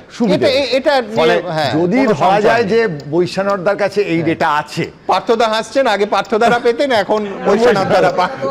এখনো পর্যন্ত লিখিতভাবে সায়েন্টিফিক রিগিং এ part number, serial number CPM এর আমলে বেরিয়েছিল। আমাদের আরে বাবা, আপনি এখনো এসব বলে যাচ্ছেন? কিন্তু দিনের আলোর মতো পরিষ্কার মেশিনারি একইভাবে বেনিফিশিয়ারি হয়। যদি ধরা যায় অবৈশনের দামে আপনার পক্ষেই একটু বলছি, বারবার বলতে পারে, আর কোনো নাম বলতে পারেন না। বলছি এবার হচ্ছে যে এই যে ডিস্ট্রিবিউশনটা, অর্থাৎ ধরুন একটা কেন্দ্রে তৃণমূল এমনিতে 10,000 ভোটে জিততো, কিন্তু একটু উৎসাহিত হয়ে গিয়ে হয়তো 67,000 ভোটে জিতেছেন, সেক্ষেত্রে কমেও তাদের জিতে যাওয়ার কিন্তু সুযোগ থাকছে। কিন্তু এটা অবশ্যই একটা অত্যন্ত গুরুত্বপূর্ণ চলরাশি এই নির্বাচনের ক্ষেত্রে। অন্যান্য গুরুত্বপূর্ণ চলরাশি কি, যেমন ধর্ম নিয়ে যে আলোচনা গুরুত্বপূর্ণ চলরাশি, তৃণমূলের লক্ষ্মীর ভাণ্ডার তাদের সাহায্য করবে কিনা গুরুত্বপূর্ণ চলরাশি, আমাদের গুরুত্বপূর্ণ চলরাশি কি কি নয়, যেমন পশ্চিমবঙ্গে শিল্প হবে কিনা, এই নিয়ে একদম কেউ ভাবছে না। আমাদের স্কুল 8,000 বন্ধ হয়েছে কিনা আমাদের একদম দরকার নেই। আসলে এরকমভাবেই আর কি, গতকাল যেরকমভাবে সৈয়দ শামসিল কথা বলছিলেন আমার সেভাবেই বলার ইচ্ছা ছিল, ঠিক যেভাবে দেখলাম যে মমতা বন্দ্যোপাধ্যায় দ্বারা হুমায়ুন কবির ট্রেন্ড হয়েছেন আর কি, ঠিক একই রকমভাবে প্রশ্ন উঠছে ইলেকশন কমিশনের যে যদি সফটওয়্যারে এআই থাকে তারা বিজেপি দ্বারা ট্রেন্ড হয়েছেন কিনা। অর্থাৎ রাজনীতির আলোচনাগুলো মোটামুটি এমন জায়গায় গেছে যেখানে সাপ্লিমেন্টারি তালিকা বুঝতে গিয়ে আমরা হিমশিম, এমনকি মাধ্যমিকে সুমনবাবু ওই যে সম্পূরকক্ষণ পরিপূরকক্ষণ ছিল ওগুলো বোঝাও সহজ ছিল, গতকাল রাতে এই লিস্টটায় কি আছে সেটা বোঝার থেকে। ফলে এখানে একটা মূল প্রশ্ন আছে, একটা হচ্ছে কৃত্রিম বুদ্ধিমত্তা বা এআই নিয়ে, যেটা মানে 1950 সালে অ্যালান টিউরিং ইমিটেশন গেম বলে একটা কথা বলেন, যেটা মানে কি একটা কম্পিউটার আপনি তার সঙ্গে কথা বললে যে মানুষকে ইমিটেট করতে পারবে। সেই ভদ্রলোককে ব্যানার্জি আর বন্দ্যোপাধ্যায়, আমি মুখ্যমন্ত্রীর নাম বলে বলছি না, আমার পরিবারেও ব্যানার্জি বন্দ্যোপাধ্যায় আছে, এদের মেলানোর জন্য কিন্তু এআই এর কোনো প্রয়োজন নেই, এগুলো খুব সাধারণ স্ট্রিং ম্যাচিং। সুতরাং প্রথম বক্তব্য হচ্ছে পার্থদার দলে দেবেশদা আছেন, বৈশানরদার দলে অরূপবাবু আছেন, বিজেপিতে কংগ্রেসে দুর্দান্ত সফটওয়্যারের লোক আছেন, আমাদের নির্বাচন কমিশনেও আছেন। আমরা জানতে চাই যে এই নামগুলো মেলানোর জন্য কি সত্যিকারের এআই এর কোনো টুল ব্যবহৃত হয়েছে, এই প্রশ্ন কিন্তু আমাদের বারবার থাকবে। ইলেকশন কমিশনের রাজনৈতিক দলের নেতারা যখন যাচ্ছেন একটাও সফটওয়্যারের লোক যাচ্ছে না, এদিকে পুরোটা একটা সফটওয়্যার সার্ভারে আছে, নেটওয়ার্কিং আছে, ক্লিক করে মানুষকে দেখতে হবে। সাধারণ মানুষ তো অবশ্যই জন্মেই বিটেক কম্পিউটার সায়েন্স ডিগ্রি নিয়ে তারপর এসআইআর এর তালিকা দেখছেন না। তাহলে এই রাজনৈতিক দলগুলো কেন সফটওয়্যারের লোককে পাঠালো না? নির্বাচন কমিশন কেন জানাচ্ছেন না যে তারা সাধারণ স্ট্রিং ম্যাচিং করছেন নাকি তারা সত্যিকারের এআই ইউজ করছেন, সেটা কার টুল? এটার মধ্যে তো কোনো গোপনীয়তা থাকার কারণ নেই।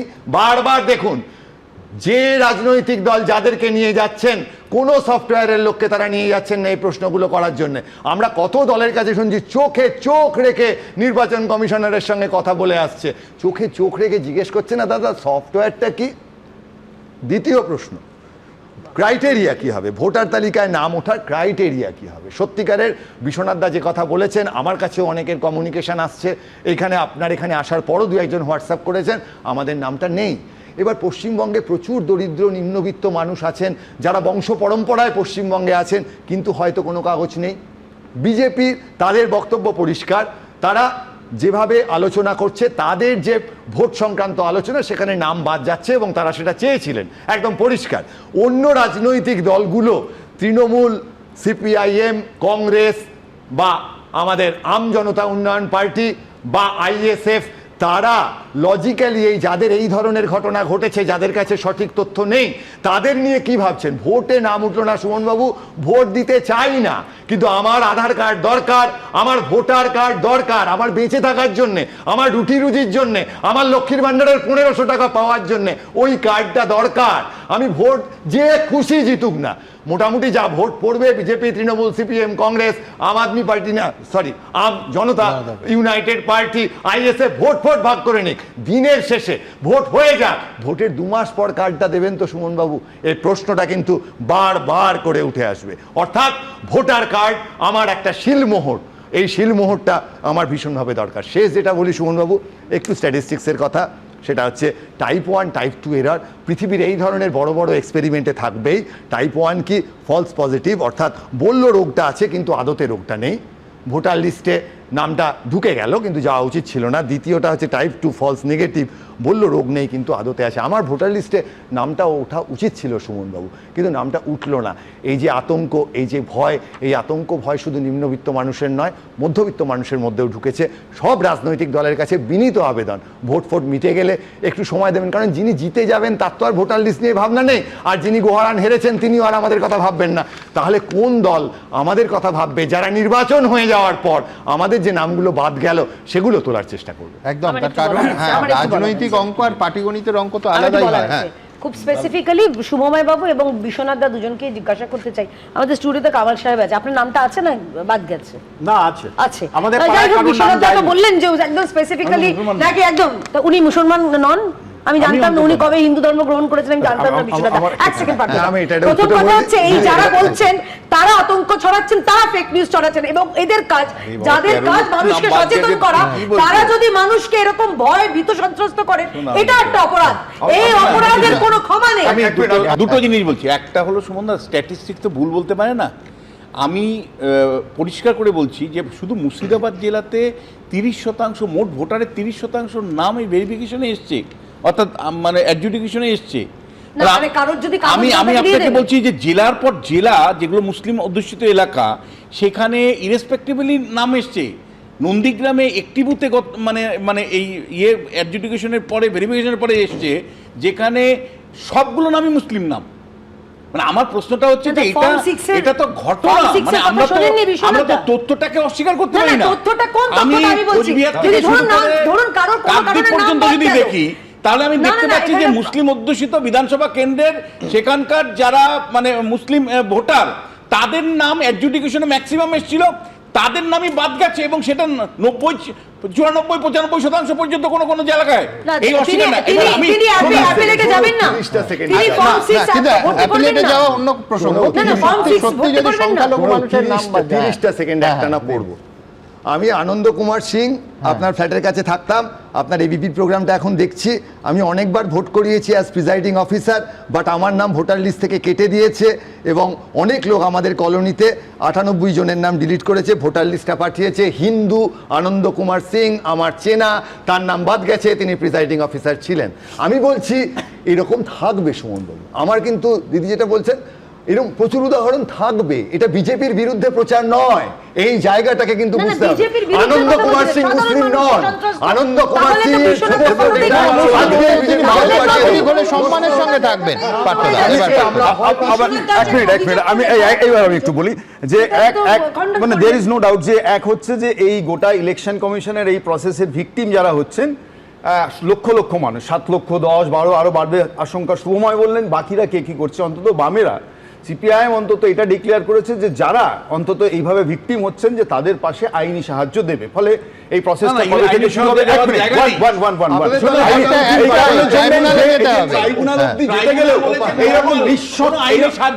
আরে বাবা, অভিজ্ঞতা আছে, আপনার অভিজ্ঞতা নেই যে নিঃসহায় মানুষগুলো যাদের এই কাগজ নিয়ে ছেলে খেলা হচ্ছে, তাদের পাশে থাকার কথা ছিল, তাদের পাশে মানুষ আছে, আপনার চেয়ে বেশি আছে, আপনার চেয়ে বেশি আছে।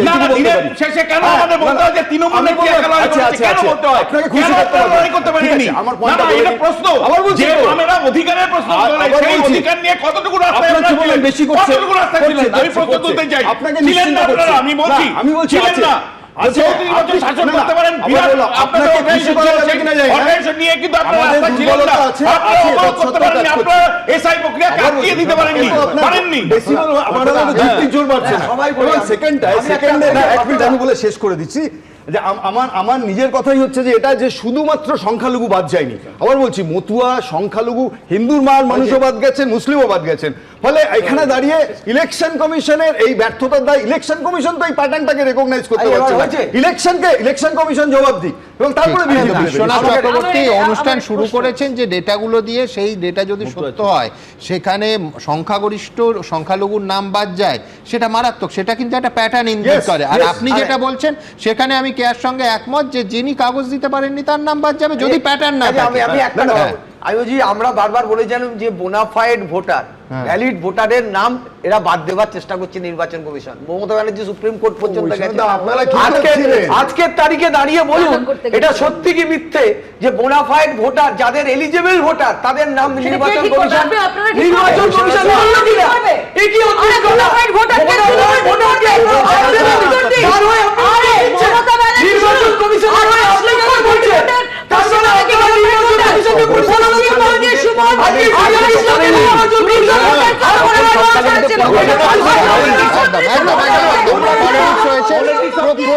প্রচুর রাজনীতি এবং একদম এই নিয়ে বিতর্ক চলবে। কিন্তু আমার পরের বিষয় ইতিমধ্যেই যেটা আলোচনার মধ্যে চলে এসছে সেটা হচ্ছে হুমায়ুন কবির, তার দল মিমের সঙ্গে তার একেবারে সরাসরি জোট এবং আসাউদ্দিন ওয়েসির এই রাজ্যে এসে কলকাতায় বসে প্রেস কনফারেন্স। আমি প্রথমে প্রতিবেদনটা আপনাদের সামনে রাখব, তারপর কামাল হোসেন আমাদের সঙ্গে আছেন, সেই দলের প্রতিনিধি, প্রেস সচিব, তার সঙ্গে কথা বলবো। দেখুন। ईद की नमाज के दिन आके दुआ करना, इससे क्या मेरा पेट भरता क्या? হুমায়ুন কবিরের আমজনতা উন্নয়ন পার্টির সঙ্গে জোট করে ভোটে লড়ার ঘোষণা করেছিলেন আগেই। বুধবার কলকাতায় হুমায়ুন কবিরকে পাশে বসিয়ে এভাবেই মমতা বন্দ্যোপাধ্যায়কে আক্রমণ করলেন এমআইএম প্রধান আসাউদ্দিন ওয়েসি। প্রতি বছরের মতো এবারও রেড রোডে ঈদের অনুষ্ঠানের মঞ্চে উপস্থিত ছিলেন মমতা বন্দ্যোপাধ্যায়, আর তা নিয়েই নিশানা করলেন ওয়েসি। अगर कोई भी आप लोगों को पास नहीं है, आप लोगों को परिवार का एक मेंबर होकर रह के आपको ये लड़ाई हम जारी रखेंगे। आपने वोट लिया हमारा, आपने जमीन पर क्या किया? जमीन पर आपने क्या किया? ईद की नमाज के दिन आके दुआ करना, इससे क्या मेरा पेट भरता क्या? इससे क्या मेरे घर में चिराग जलता? 27% पॉपुलेशन है, 6% गवर्नमेंट में है। हायर एजुकेशन में तेलंगाना में हाईएस्ट है हायर एजुकेशन में। অত্যন্ত তাৎপর্যপূর্ণ বিষয় হলো গুজরাট হিংসার প্রসঙ্গ তুলে ও মমতা বন্দ্যোপাধ্যায়কে কড়া আক্রমণ শানান আসাউদ্দিন ওয়েসি। हम पूरी टीम हम ही है मुसलमानों की, हम टीम एम है। और ममता बनर्जी जब गुजरात जल रहा था किसके साथ बैठ के डोकला खा रहे थे? जब गुजरात जल रहा था, जेनोसाइड हो रहा था, बिल्किस बानो का रेप हो गया और एक महिला मोदी के साथ सपोर्ट कर रही थी बीजेपी गवर्नमेंट को। এবং পশ্চিমবঙ্গের মতন মাইনরিটিদের জন্য এত ওয়েলফেয়ার স্কিম আর করা হয়নি। দেখুন, এক মুখে একটা দল বলছে মাইনরিটিদের তোষামোদ করা হয়, আর উল্টো দিকে ওয়েসির মতন লোক বলছে মাইনরিটিদের জন্য কিচ্ছুই করেননি। বুঝতে পারছেন? এই যে জায়গাটা সেটাই প্রমাণ করছে যে এখানে সর্বধর্ম সমন্বয় যেরকম আছে, তার মধ্যে সংখ্যালঘুদের দিকে নজর দেওয়ারও লোক আছে। বিভিন্ন রাজ্যে বিজেপির বি টিম হিসেবে সংখ্যালঘু ভোট কেটে বিজেপিকে সুবিধা করে দেওয়াই মিমের প্রধান লক্ষ্য। এই অভিযোগের পাল্টা জবাব দিয়েছেন মিম প্রধান। आपने मुसलमानों को सिर्फ वोट के लिए इस्तेमाल किया, उनको उनका राइटफुल शेयर नहीं दिया आपने। फ्रस्ट्रेशन में क्या बोलते, हम लोग सब वोट काटने आए। अरे क्या कोई जागीर है क्या ये आपकी? পশ্চিমবঙ্গের কে জানে বলুন তো মিমটা কি? খায় না গায়ে মাখে? জানে কেউ? আসাউদ্দিন ওয়েসি, আমি নামটা তাও একবারে বলতে পারলাম। সে ধর্মের দালালি করে রাজনীতি করে, ধার্মিক দালালি। ওরা দীর্ঘদিন ধরে করছে আসাউদ্দিন, আর এখানে নতুন জুটেছে এই ধর্মের দালালি করা হুমায়ুন কবির। আজকে এই দুজনের মিল হয়েছে। হুমায়ুন কবির ও মিমের জোট কি পশ্চিমবঙ্গের সংখ্যালঘু ভোটে ভাগ বসিয়ে তৃণমূলকে ধাক্কা দেবে? 4 মে তা স্পষ্ট হয়ে যাবে। পার্থপ্রতিম ঘোষ ও অনির্বাণ বিশ্বাসের রিপোর্ট, এবিপি আনন্দ। আমজনতা উন্নয়ন পার্টি বিজেপির বি টিম এই অভিযোগ একেবারে শুরুতে স্টুডিওতেই উঠল। আমার পরের বক্তা কামাল হোসেন সেই পার্টির প্রেস সচিব, তার কাছে আমার পরিষ্কার প্রশ্ন যে ধরা যাক কোনো মুসলমান এইরকম ভাবলেন যে আপনাদের দলকে ভোট দেয়া মানে তৃণমূল কংগ্রেসের অসুবিধে করে দেয়া এবং বিজেপির হাত, যেহেতু প্রধান বিরোধী দল বিজেপি, সেই বিজেপির হাত শক্ত হওয়া, তার কারণ সংখ্যালঘু ভোট সেক্ষেত্রে ভাগ হয়ে যাবে। আমি বলছি যদি পরিসংখ্যান বলছে এর আগের সবকটা নির্বাচনে এবং উপনির্বাচনগুলোতেও সংখ্যালঘু ভোট ঢেলে পেয়েছে তৃণমূল কংগ্রেস, তাহলে তৃণমূল কংগ্রেসের সেই ভোট ব্যাংকে ভাঙন ধরাতে একজন সংখ্যালঘু মানুষ, একজন ভোটার চাইবেন কেন? কামাল হোসেন কি বলছেন? দেখুন, প্রথম কথা হচ্ছে আপনার কথার উপর ভিত্তি করে বলছি যে তৃণমূল কংগ্রেস এত দিন ধরে এই মুসলমানদের শুধু ভোটার হিসাবে ব্যবহার করে এসছে, তাদেরকে মানুষ ভাবেনি এবং এই তাদের ভোট, মুসলমানদের ভোট নিয়ে মুসলমানদের দিয়ে দাসত্ব করাচ্ছে আর নিজে রাজত্ব করছেন। এইবারে যদি মুসলমানরা মনে করে যে দাসত্ব থেকে ঘুচিয়ে আমরা কি রাজত্বের একটি অংশ হতে পারবো না, এবং তাতে মুসলমানদের অসুবিধাটা কোথায়? দেখুন কামাল সাহেব, কিন্তু এই উপলব্ধিটা হুমায়ুন কবিরের মানে দলের প্রতিষ্ঠাতার হলো ঠিক বিধানসভা ভোটের মুখে। দেখুন, বিধানসভা ভোটের মুখেই কেন হয়েছে, তিনি বুঝতে পেরেছেন যে মুসলমানরা 4 থেকে 5টা কারণে, বিশেষ করে ওয়াকফ এবং ওবিসি, সেখান থেকে মুসলমানরা একেবারে তাদের রুজি রোজগার সব কিছু থেকে তারা বঞ্চনার শিকার। তাহলে আর কতদিন দাসত্ব খাটবে আপনি বলুন তো? তাহলে মুসলমানরা নিজেদের পিঠ বাঁচানোর জন্য এদিকে বিজেপি বলবে মুসলমান হটাও, এই করো, তাহলে মুসলমানরা যাবে কোথায়? তাই তারা যদি নিজেদের পিঠ বাঁচানোর জন্যে, অস্তিত্ব রক্ষার জন্য যদি একজোট হয়, তাতে অসুবিধাটা কোথায়? আমরা তো হিন্দু বিদ্বেষী কোনো কথা বলছি না। মুসলমানরা একজোট হচ্ছে একটাই কারণে যে বিভিন্নভাবেই তারা বঞ্চনার শিকার হয়েছে। আর কতদিন মার খাবে? বোমা বন্দুকের গুলি কতদিন তাদেরকে দিয়ে তাদের দাসত্ব করাবে?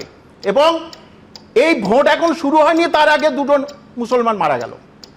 তাহলে ভোটের পরে কি হবে? তাহলে মমতা ব্যানার্জি, মাননীয় মুখ্যমন্ত্রী, আপনি এটা জানেন না? দেখুন, মুসলমানদের চোখ আরো খুলে গেছে। এখন 60%-এর উপরে যে জায়গা আছে কয়েকটা কনস্টিটুয়েন্সি, সে 60%-এর উপরে, সেখানে কিন্তু মুসলমান এর কোনো রকমের প্রার্থী দেননি। মুসলমানরা চুপ থাকবে কেন? কেন এটা করছেন? মুসলমানদের নিয়ে দিনের পর দিন শুধু দাবার ঘুটি করবেন আর মুসলমানদের যোগ্য মান সম্মান কিছু দেবেন না। দেখুন, উনি ঈদের ময়দানে গেলেন, প্রথম কথা, যারা ওখানে, আমি যদি থাকতাম না, ওখানে যেতে পারিনি, আমি কালো পতাকা দেখাতাম। কেন?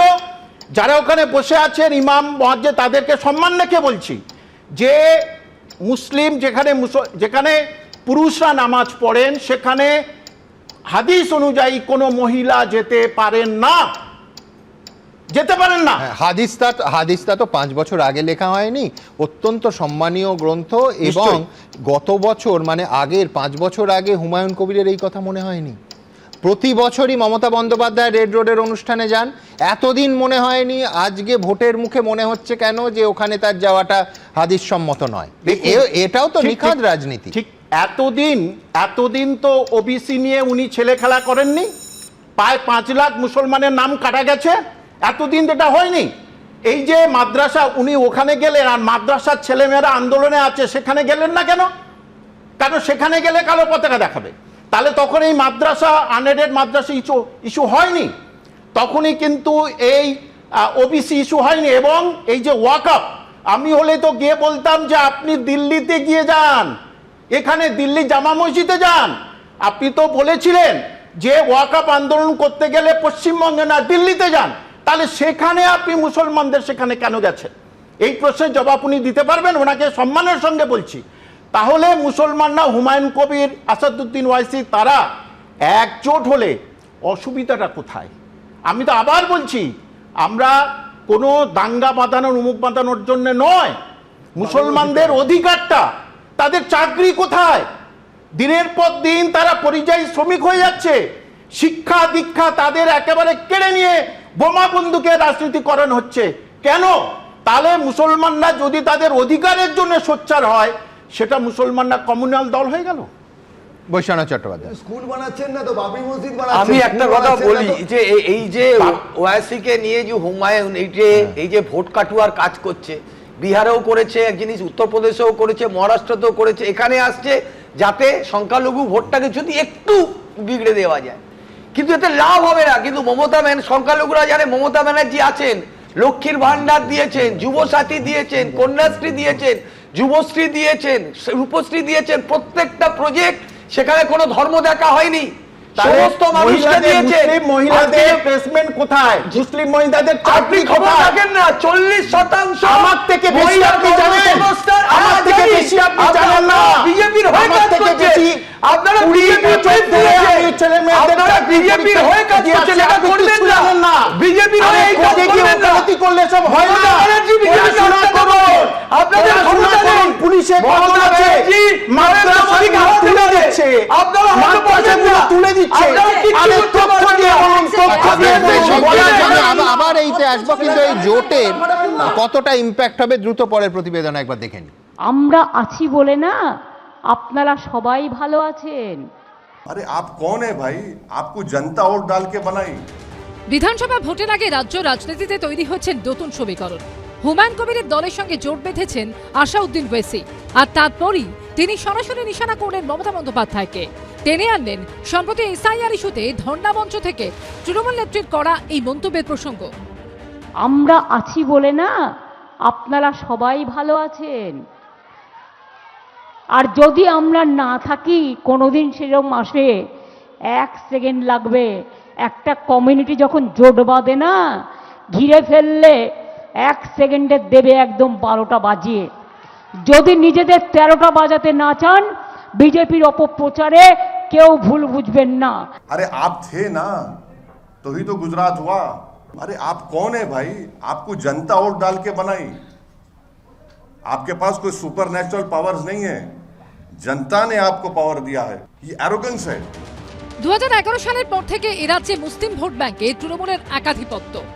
হুমায়ুন কবির নতুন দল তৈরির পর থেকেই প্রশ্ন উঠতে শুরু করেছিল, তারা কি তৃণমূলের মুসলিম ভোট ব্যাংকে ভাগ বসাবে? এবার আসাউদ্দিন ওয়েসির সঙ্গে জোটের পর সেই প্রশ্ন আরো জোরালো হয়েছে। 2025 সালে বিহারের 5টি আসনে জিতেছে ওয়েসির দল মিম। এর মধ্যে 4টি আসনে পশ্চিমবঙ্গের গা ঘেঁষা, কিষানগঞ্জের কোচাধামন, পূর্ণিয়ার অমৌর, বৈশী এ রাজ্যের উত্তর দিনাজপুর লাগোয়া, কাটিহারের বাহাদুরগঞ্জ উত্তর দিনাজপুর ও মালদা লাগোয়া। वो कहेंगे ही, सफाई देंगे, लेकिन हकीकत है कि वो सीधे सीधे बीजेपी की मदद कर रहे हैं। जो बीजेपी चाहती है वही वो कर रहे हैं। इन हकीकत ये है कि वो बीजेपी की मदद कर रहे हैं। প্রশ্ন উঠছে, বিহারের সীমাঞ্চল ঘেঁষা পশ্চিমবঙ্গের জেলাগুলোকেই কি মিম টার্গেট করছে? এই জেলাগুলো মুসলিম অধ্যুষিত, তৃণমূলের শক্ত ঘাঁটি, সেখানে মিম থাবা বসালে কি তৃণমূলের কপালে চিন্তার ভাঁজ পড়বে? শেষ অবধি বিধানসভা ভোটে কোন সমীকরণ ফ্যাক্টর হবে সেটা বোঝা যাবে কিছুদিনের মধ্যেই। পার্থপ্রতিম ঘোষের রিপোর্ট, এবিপি আনন্দ। क्या সংখ্যালঘু ভোট ভাগ হলে হাসি চওড়া হবে বিজেপির? কোনো সন্দেহ নেই, তুমি বলতে পারো নিঃসন্দেহে। এবং সেটা যাতে না হয় সেই কারণে কি সুন্দর একটা স্টুডিওতে ছদ্ম ঝগড়া দেখলাম। তৃণমূলে বললাম তৃণমূলের বি টিম, অফকোর্স তাই। একেবারেই না। এইটা নিয়ে আমরা দীর্ঘবার আলোচনা করেছি। হুমায়ুন কবিরের সঙ্গে যখন আলোচনা হয়েছিল, তখন যে ক্লিপটা ভাইরাল হয়েছিল, হুমায়ুন কবির তো নিজেই বলেছেন, আমি যদি যথেষ্ট সংখ্যক বিধায়ক নিয়ে যেতে পারি, মমতা ব্যানার্জি লাল কার্পেট দিয়ে আমাকে ওয়েলকাম করিয়ে দলে ফিরিয়ে নেবেন। হ্যাঁ, পাশাপাশি সেই দিন হুমায়ুন কবির, এক সেকেন্ড, হুমায়ুন কবির এটাও বলেছেন, নির্দ্বিধায় বলেছেন যে সবাই সরকার করতে পারে, পশ্চিমবঙ্গে বিজেপি সরকার করলে কি অসুবিধা আছে? না, সেটা তো ওনার ব্যক্তিগত, কিন্তু আমি বলছি অনেকক্ষণ বলেছেন তো মমতা ব্যানার্জি, আপনার ওগুলো বরং পড়া অনেকগুলো বাকি আছে, ওগুলো বলে দেয়। মমতা ব্যানার্জি পাঠিয়েছে হুমায়ুন কবিরকে, যা বাছা বাইরে যদি কিছু ভোট বেরিয়ে গিয়ে থাকে, কিছু যারা অ্যাজিটেটেড, বিরক্ত, ক্ষোভ আছে, সেই সমস্ত মুসলমান ভোটকে একত্রিত করে আবার এই মেন ধারায় নিয়ে আসতে। হুমায়ুন কবির হচ্ছে মমতা বন্দ্যোপাধ্যায়ের বি টিম, এটা এখনো বলছি, আবারও বলছি। এদের কাজ হচ্ছে মমতা ব্যানার্জির থেকে যারা, এটা সত্যি কথাই তো, এটা যেটা কামাল সাহেব বলেছেন, আমি একদম ওনার সঙ্গে সহমত, যে এই রাজ্যে মমতা ব্যানার্জি শুধুমাত্র এবং শুধুমাত্র মুসলমানদের ভোট ব্যাংক করে রেখেছেন। ভোটের পরে ঠিক রান্নার পরে এই অনুষ্ঠানে অনুষ্ঠানে বসে হুমায়ুন কবির অর্থহীন ভাবে, আমি বলছি কামাল সাহেবও এর জবাব দেবেন, আমি বলছি কে আর অর্থহীন ভাষায় হুমায়ুন কবির বলেছিলেন যে এই অনুষ্ঠানে বসে যে মমতা বন্দ্যোপাধ্যায় থেকে আরএসএস এর মুখ্যমন্ত্রী ভালো। আরেকটা জিনিস তাহলে, আচ্ছা এক সেকেন্ড, আচ্ছা এই যে এই রাজ্যে বাবরি মসজিদ হলো, হুমায়ুন কবির করলেন, কই মমতা বন্দ্যোপাধ্যায় বাধা দিয়েছেন? হুমায়ুন কবির যখন দলেও ছিলেন, যখন বলেছিলেন যে আমি 30% হিন্দুকে, ওনার এরিয়ার যে 30% হিন্দুকে ভাগীরথীর জলে ভাসিয়ে দেবো, তার বিরুদ্ধে কোনো ব্যবস্থা নেওয়া হয়নি। আচ্ছা এই হুমায়ুন কবির দিনের পর দিন উনি এরকম স্টেটমেন্ট করে গেছেন, মমতা ব্যানার্জি বাবরি মসজিদটা হতে দিয়েছেন কারণ উনি চান বেশি সংখ্যক মুসলমান তারা হুমায়ুন কবিরকে সমর্থন করুন এবং হ্যামলিনের বাসিওয়ালার মতন আবার তৃণমূলে তাদের ফেরত নিয়ে আসবে। এই যুক্তিটা একেবারে ঠিক যুক্তি নয়। যে হুমায়ুন কবিরকে যারা ভোট দিল, তাহলে দেখে তৃণমূলে ভোট থেকে ভাগ হয়ে গেল, এদিকে সিপিএম আর নওশাদ ঠিক, কিন্তু কামাল সাহেব আপনারা উন্নয়নের কথা বলছেন, মুসলমানদের উন্নয়নের কথা বলছেন, আর তৈরি করছেন বাবরি মসজিদ, স্কুল বা হাসপাতাল করছেন না। না। এইটাই অনেকে জানেন না, আমি বলছি যে এই মন্দির, এই মসজিদের সঙ্গে সঙ্গে এই যে ইউনিভার্সিটি হবে, কারণ মুর্শিদাবাদ ইউনিভার্সিটি ভূতের বাসা হয়ে গেছে, সেখানে নেই কিছু, গিয়ে দেখে দেবেন ভূতের বাসা, এবং তার পাশে হাসপাতাল হবে, সেটা উনি বলেছেন। না উনি বলেছেন অনেক আগে, আমিও তো নিজেই পেশে বলেছি। আমরা গভীরভাবে আমরা এই আলোচনাটা অত্যন্ত গভীরভাবে করেছি আর কি, এবং উনি তো একদম পড়াশোনার লাইনেই আছেন, প্রচুর ছাত্রকে তৈরি করেন। কিন্তু প্রশ্ন হচ্ছে যে প্রথম যে ইটগুলো আসছে, ইট তো আসছে এখন প্রথম ইটগুলো বাবরি মসজিদের জন্য, তারপরের ইটগুলো হাসপাতাল, স্কুল এই জন্য আসবে। ফলে ইটের একটা প্রায়োরিটি আছে, কোন ইটটা, যেমন এখানে জগন্নাথ মন্দিরের জন্য আগে ইট আসবে। ইটটাকে তো একটা, এই যে শিল্পোদ্যোগ, পশ্চিমবঙ্গের এত ভালো একটা শিল্পোদ্যোগ, এই ইটগুলো নিয়ে আগে কোনটা করবেন সেই প্রায়োরিটিটা তো রাজনৈতিক দল ঠিক করবে। আর দ্বিতীয় জিনিসটা হচ্ছে যেটা কেয়াদি এক্ষুনি বললেন, ছদ্ম ঝগড়ার কথা। এই যে একটা অঙ্ক আছে, এনখানা দল থাকলে এন চুজ 2 খানা ছদ্ম ঝগড়া হয়। তা এই স্টুডিওতে তার মানে এতদিন ধরে যে ঝগড়াগুলো চলে আসছে তৃণমূল আর বিজেপির মধ্যে, তৃণমূল আর সিপিএম এর মধ্যে, বিজেপি আর সিপিএম এর মধ্যে, সব ঝগড়াই আশা করি ছদ্ম ঝগড়া। আর যারা ভোট দিচ্ছেন তারা ভাবছেন যে সবই ছদ্ম ঝগড়া। এটা সবাই জানে যে ওয়াসিকে ফান্ডিং করে, হুমায়ুনকে ফান্ডিং করছে বিজেপি, এটা সবাই জানে। কিন্তু বিজেপির যে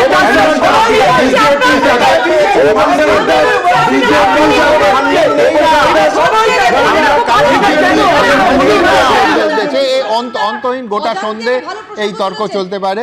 কিন্তু দেখুন ইটের কথা হচ্ছে, আমি বলছি এই মন্দির আর মসজিদের ইটের জন্য কি হচ্ছে জানেন, গোটা দেশে ধর্মনিরপেক্ষতার ভিতটাই নড়ে যাচ্ছে। দুর্ভাগ্য এটা। যাই হোক, এই সমস্ত কিছু নিয়ে Facebook, YouTube, x, Insta, thread সব জায়গায় কিছু মন্তব্য আমরা ছুঁড়ে দিই।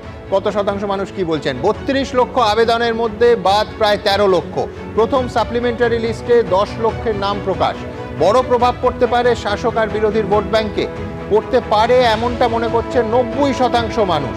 8% মানুষ মানতে চাননি, 2% মানুষ বলতে চাননি। রাতারাতি সমস্ত ভোটারের নাম হঠাৎ বিবেচনাধীন। সফটওয়্যার সমস্যা সাফাই দিচ্ছে নির্বাচন কমিশন। পরিকাঠামোর বেহাল দশার জন্যই কি অযথা দুর্ভোগ ভোটারদের? একেবারে এর সঙ্গে একমত হয়েছেন 82% মানুষ। 17% মানুষ একমত নন, 1% মানুষ বলতে চান। মিমের সঙ্গে জোট বেঁধে তৃণমূলের মুসলিম ভোট ব্যাংকে আদৌ ফাটল ধরাতে পারবেন হুমায়ুন কবির? পারবেন এমনটা মনে করছেন 48%, পারবেন না 51%, বলতে চাননি 1%। সরাসরি মন্তব্যে আসবো, তার আগে আরেকটা সার্ভে। মিম এবং হুমায়ুন কবির দুজনেরই লক্ষ্য বিজেপিকে ফায়দা পাইয়ে দেয়া। তৃণমূল আক্রমণ করেছে। আপনি কি এই তৃণমূলের অভিযোগের সঙ্গে সহমত? সহমত হয়েছেন 85% মানুষ, সহমত হননি 14% মানুষ, 1% মানুষ বলতে চাননি। মন্তব্যে আসবে সুভাষ ঘোষ হাজরা। তিনি লিখছেন, হাতে গোনা কয়েকটা দিন পরেই ভোট, অথচ এসআইআর পর্ব সাঙ্গ হলো না। শেখ শামীম লিখছেন, বিবেচনাধীন ভোটারদের নাম বাদ পড়ার ব্যাখ্যা নির্বাচন কমিশন দিতে না পারলে এসআইআর এর নিরপেক্ষতা নিয়ে প্রশ্ন উঠবেই। মহেন্দ্র চৌধুরী লিখছেন, এতগুলো রাজ্যে এসআইআর হচ্ছে, পশ্চিমবঙ্গেই এত সমস্যা কেন? প্রকাশ পাল লিখছেন, এসআইআর নিয়ে এত জটিলতা দেখে ভয় হচ্ছে, ভোট সময় মতো হবে তো? কৌশিক দত্ত লিখছেন, সাধারণ মানুষের এত বিভ্রান্তি, হয়রানির দায় নির্বাচন কমিশনকেই নিতে হবে। আর এখান থেকে দ্বিতীয় গুরুত্বপূর্ণ বিষয়, ইতিমধ্যেই বিশ্বনাথ চক্রবর্তী যে প্রসঙ্গ তুলেছেন সেই প্রসঙ্গে আসব। দেখুন, ভোটের এখনও ঠিক 1 মাস বাকি আছে, কিন্তু গোটা রাজ্যটা এখন হুমকি আর হুঁশিয়ারিতে চলে গেছে। নেতা নেত্রীরা মঞ্চের ওপর থেকে একে অন্যকে শাসাচ্ছে না সেই উত্তেজনা অবধারিতভাবে ছড়িয়ে পড়ছে নিচুতলার কর্মীদের মধ্যে। কটা উদাহরণ দেব। মমতা বন্দ্যোপাধ্যায় আজ উত্তরবঙ্গের ময়নাগুড়িতে বলছেন যে ভোটের পর গলায় পোস্টার টাঙিয়ে বলতে হবে আমি বিজেপি করি না। সুকান্ত মজুমদার গত 11ই জানুয়ারি বলেছিলেন তৃণমূলের প্রার্থীকে গাছের ডালে বেঁধে রাখবেন, বাকি কাজ বিজেপি করবে। একই দিন অর্থাৎ আজ দক্ষিণবঙ্গে অভিষেক বন্দ্যোপাধ্যায় বলছেন যে 4 তারিখ নন্দীগ্রামে রবীন্দ্রসঙ্গীতের সঙ্গে এবার ডিজেও বাজবে। ব্রিগেডের মঞ্চ থেকে সেদিন অগ্নিমিত্রা পালকে বলতে শুনলাম এবার বদলের সঙ্গে বদলাও হবে। এরপর দুটো প্রশ্ন থাকে, এখনই এই অবস্থা হলে ভোটের সময় কি হবে? এবং যেভাবে নেতা নেত্রীরা 4 তারিখের কথা বলছেন তাতে তো মনে হচ্ছে যে পার্টি জিতুক না কেন, যে পার্টি ক্ষমতায় আসুক না কেন, পোস্ট পোল ভায়োলেন্স এবার এ রাজ্যে অনিবার্য। দুর্ভাগ্য আমাদের। প্রতিবেদন। ওই বাটি চোরটাকে যেদিন হাতে নাতে ধরবেন গাছের ডালে বেঁধে রাখবেন। এসব করতে যেও না, নির্বাচনের পরে পোস্টার লাগিয়ে বলতে হবে আমি বিজেপি করি না, আমি বিজেপি করি না, আমি বিজেপি করি না। 21-এর ভোটের পরে পঞ্চায়েতে যাদেরকে মেরেছেন, অত্যাচার করেছেন, প্রস্তুত থাকুন, सबका हिसाब भी इस चुनाव में होने वाला है। ভোট এলেই সেই এক ট্র্যাডিশন, হুমকি, হুঁশিয়ারি, হুঙ্কার। 11ই জানুয়ারি ময়নাগুড়ি সভা থেকে রামমোহন রায়কে হুঁশিয়ারি দিয়েছিলেন সুকান্ত মজুমদার, যিনি স্থানীয় তৃণমূল প্রার্থী। সে তো নামে রামমোহন, আসলে হয়ে গেছে রাবণ মোহন। আমি আমার কর্মীদেরকে বলবো ওই বাটি চোরটাকে যেদিন হাতে নাতে ধরবেন গাছের ডালে বেঁধে রাখবেন, বাকি ব্যবস্থা ভারতীয় জনতা পার্টি করবে। বুধবার ময়নাগুড়ি সভা থেকে পাল্টা হুঙ্কার ছাড়লেন মমতা বন্দ্যোপাধ্যায়। বিজেপির একজন মন্ত্রী নাকি বলে গেছে আমার প্রার্থী রামমোহন রায়, ওকে নাকি বলে গেছে গাছে বেঁধে পেটাবে। আমি শুনলাম, আমি বলি গাছটাও আমাদের, গাছ বেঁধে পেটানোর জন্য নয়, গাছ মানুষকে ছায়া দেয়। তোমাদের শুভবুদ্ধির উদয় হোক, এসব করতে যেও না। নির্বাচনের পরে পোস্টার লাগিয়ে বলতে হবে আমি বিজেপি করি না, আমি বিজেপি করি না, আমি বিজেপি করি না। এই প্রেক্ষাপটে বুধবার নন্দীগ্রামের কর্মী সভাতেও অভিষেক বন্দ্যোপাধ্যায়ের মুখে ডিজে বাজানোর প্রসঙ্গ শোনা যায়। সূত্রের খবর, তিনি বলেন যদি কেউ বেশি লাফালাফি করে 4 তারিখের পর রবীন্দ্রসঙ্গীতের সাথে ডিজেও বাজবে। এর আগেও তার মুখে শোনা গেছে একই কথা। 16, 17, 18, 19 যদি কোন বিজেপির নেতা ইআরও অফিসে ফর্ম জমা দিতে আসে 10টার বেশি, তাহলে রবীন্দ্রসঙ্গীতের সাথে একটু ডিজেও বাজিয়ে দিয়ে ডিজেও শুনিয়ে দেবে ভদ্রভাবে। নন্দীগ্রামটা আপনারা দেখে নেবেন, তাই তো? দায়িত্ব নেবেন, তাই তো? মাঝে মাঝে দেখা হবে, মাঝে মাঝে দেখা হবে। আর ভবানীপুরে আমি কেমন করে চোরকে কাটাতে হয়, আমার নাম শুভেন্দু অধিকারী। সম্প্রতি ব্রিগেডের সভা থেকে বিজেপি বিধায়ক অগ্নিমিত্রা পালের গলাতেও শোনা যায় হুমকি। ভারতীয় জনতা পার্টির প্রত্যেকটি দেবতুল্য কার্যকর্তা আজকে ব্রিগেডের এই সমাবেশ থেকে আসুন, আমরা প্রতিজ্ঞা করি বদল হবে, তার সাথে বদলা হবে। বদলা হবে তো, বদলা হবে তো। যে যার মতো ভোটের আগে হুঙ্কার ছুটছেন, গর্জন করছেন, কিন্তু গণতন্ত্রের শেষ কথা বলে মানুষ। তাদের গর্জনে কার জিত হয় আর কার হার তা বোঝা যাবে 4 মে। আশাবুল হোসেন, সুকান্ত মুখোপাধ্যায় ও রাজা চট্টোপাধ্যায়ের রিপোর্ট, এবিপি আনন্দ। সন্ধ্যা একটাই কথা থাকে, আমরা আশঙ্কিত। সুমনদা, বড় নেতাদেরটা আপনি দেখালেন, সোশ্যাল মিডিয়া খুললে আপনি ছোট নেতাদের বক্তৃতা শুনবেন। 3টে সেন্টেন্স বলে একটা সেন্টেন্স হলো মেরে ফেলবো, শেষ করে দিব, মানে ভোটে দেখা যাবে, ডিজে বাজিয়ে দিব, মানে কার্যত বলে মানে মানে সরাসরি হিংসা দিয়ে জয় করতে চাইছে নির্বাচনটা। এই একটা নির্বাচন যেখানে সরাসরি কিন্তু প্রত্যেকটা রাজনৈতিক দল, মানে মেজর দুটো পলিটিক্যাল পার্টি অবশ্যই, তারা কিন্তু সরাসরি হিংসা দিয়ে মানুষের হৃদয়কে জয় করতে চাইছে বা ভয় পাইয়ে জয় করতে চাইছে। সুমনদা, আপনি আমায় বলুন, মানে বেশ কয়েকজনের মন্তব্য সরাসরি মানে হিংসাকে মানে করা, মানে ইনস্টিং করা, প্ররোচনা দেওয়া।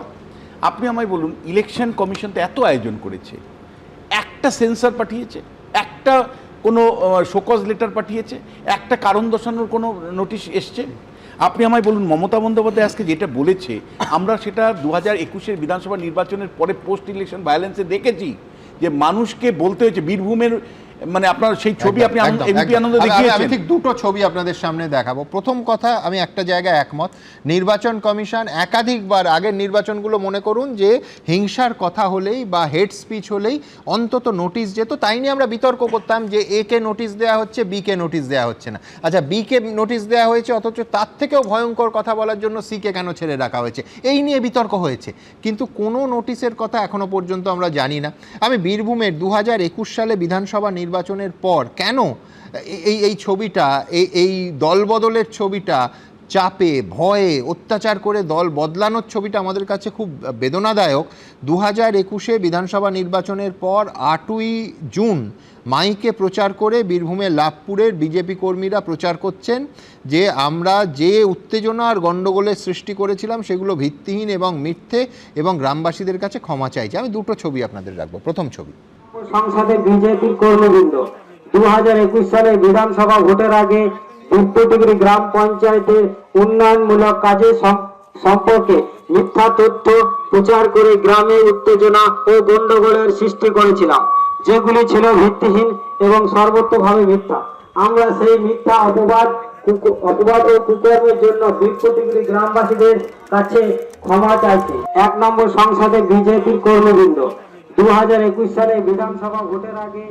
এইবার আপনাদের দেখাবো যে ওই 2021-এ বিধানসভা নির্বাচনের পর তৃণমূলে ফিরতে চাইছেন বিজেপি কর্মীরা, এবং তারা বলছেন যে সাম্প্রদায়িক দলের প্ররোচনায় পা দিয়েছিলাম আমরা। অনুব্রত মণ্ডলের কাছে, বীরভূম জেলার লৌহ মানব, উন্নয়নের প্রতীক, তার কাছে শরণ নিচ্ছি যে আমাদের দয়া করে ফেরত নিন। আমি বলছি এটাও গণতন্ত্র সম্মত নয়। আবার বলছি, হিংসা এবং হিংসার হুমকি কিন্তু একপক্ষে হচ্ছে না, শুধুমাত্র তৃণমূল শাসক দল দিচ্ছে না, বিরোধী দলও দিচ্ছে। পাশাপাশি এই ছবিগুলো আপনাদের সামনে রাখছি শুধু মনে করিয়ে দিতে যে পোস্ট পোল ভায়োলেন্সে কিন্তু আমাদের রাজ্যে প্রচুর মানুষের প্রাণ গেছিল। আমার দ্বিতীয় ছবিটা ওই 2021-এর বিধানসভা নির্বাচনের পর। বিজেপি সাম্প্রদায়িক দলের প্রচনায় পা দিয়েছিলাম, কিন্তু দলটা মানুষের পাশে থাকাটা। এখন আমরা বীরভূম জেলার উন্নয়নের প্রতীক অনুব্রত মণ্ডলের কাছে। এটাও সুষ্ঠু গণতন্ত্রের ছবি নয়। এবং একই সাথে আপনাকে মনে করি থুতু চাটানো হয়েছিল মানুষের সামনে, নাকে খড় দেওয়ার মতন ঘটনা হয়েছিল, মানে জরিমানা, শুধু আমার বইটা আপনি দেখবেন এলাকার পর এলাকা জরিমানা মানুষকে দিতে হয়েছিল। প্রায় 1,500-এর উপরে মানুষের বাড়ি তছনছ করে দেওয়া হয়েছিল। 3টে রাজ্য, ঝাড়খণ্ড, উড়িষ্যা এবং আসামে প্রায় 3,500-এর মতন মানুষকে আশ্রয় নিতে হয়েছিল, ধর্ষিত হয়েছিল, এমন সংখ্যাও 55-এর উপরে।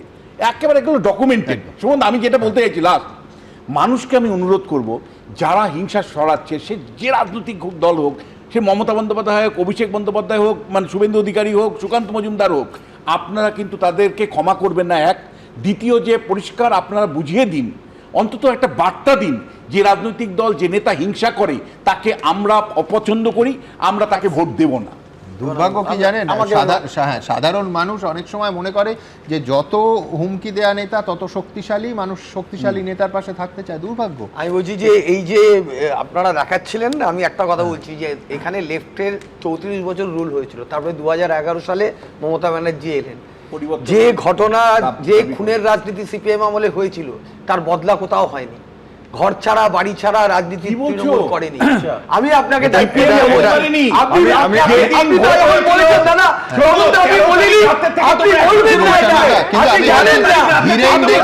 ভুলে যাবেন না,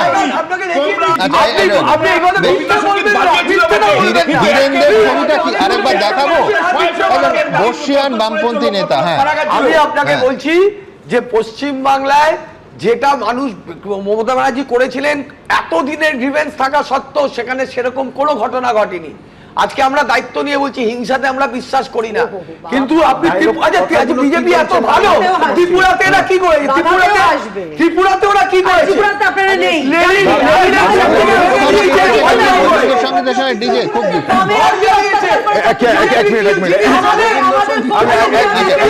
দুজনের কাছে যাবো। হ্যাঁ, গুরুত্বপূর্ণ আমাকে বলতে হবে। বিষয়টা হচ্ছে এই যে গাছে বেঁধে মারবো, এই কথাটা কি প্রথম শুনলাম? না সুমন, এই কথাটা আমি শুনেছি, এক সেকেন্ড, এই কথাটা আমরা শুনেছি অভিষেক বন্দ্যোপাধ্যায়, মমতা বন্দ্যোপাধ্যায়ের কাছ থেকে। যে রাজ্যের মুখ্যমন্ত্রী বলেন 1 সেকেন্ড লাগবে না, আপনারা থাকবেন না, এইটা প্ররোচনা নয়। যে যুবরাজ বলেন মমতা বন্দ্যোপাধ্যায় সাদের ভাইপো, যে বলছে ডিজে বাজাবো, আরে পশ্চিমবঙ্গে তো 12টা বাজিয়ে দিয়েছেন, আর নতুন করে কি ডিজে বাজাবে? আমি আপনাকে একটা কথা বলছি, এই তালিকায় দিলীপ ঘোষ যেটা বলেছিলেন পুলিশকে গাছে বেঁধে, সেটা নোট করো। এবার আসছি, আমি পাশের রাজ্যগুলোতে বলছি, উত্তরপ্রদেশ, বিহার, গুজরাট, এই সব রাজস্থান, এতগুলো বিজেপি শাসিত দ্বিতীয়বার আসছে। আমাকে একটা পোস্টপোল ভায়োলেন্সের ঘটনা বলুন। বিহারে আমাকে বলুন সদ্য নির্বাচন হয়েছে,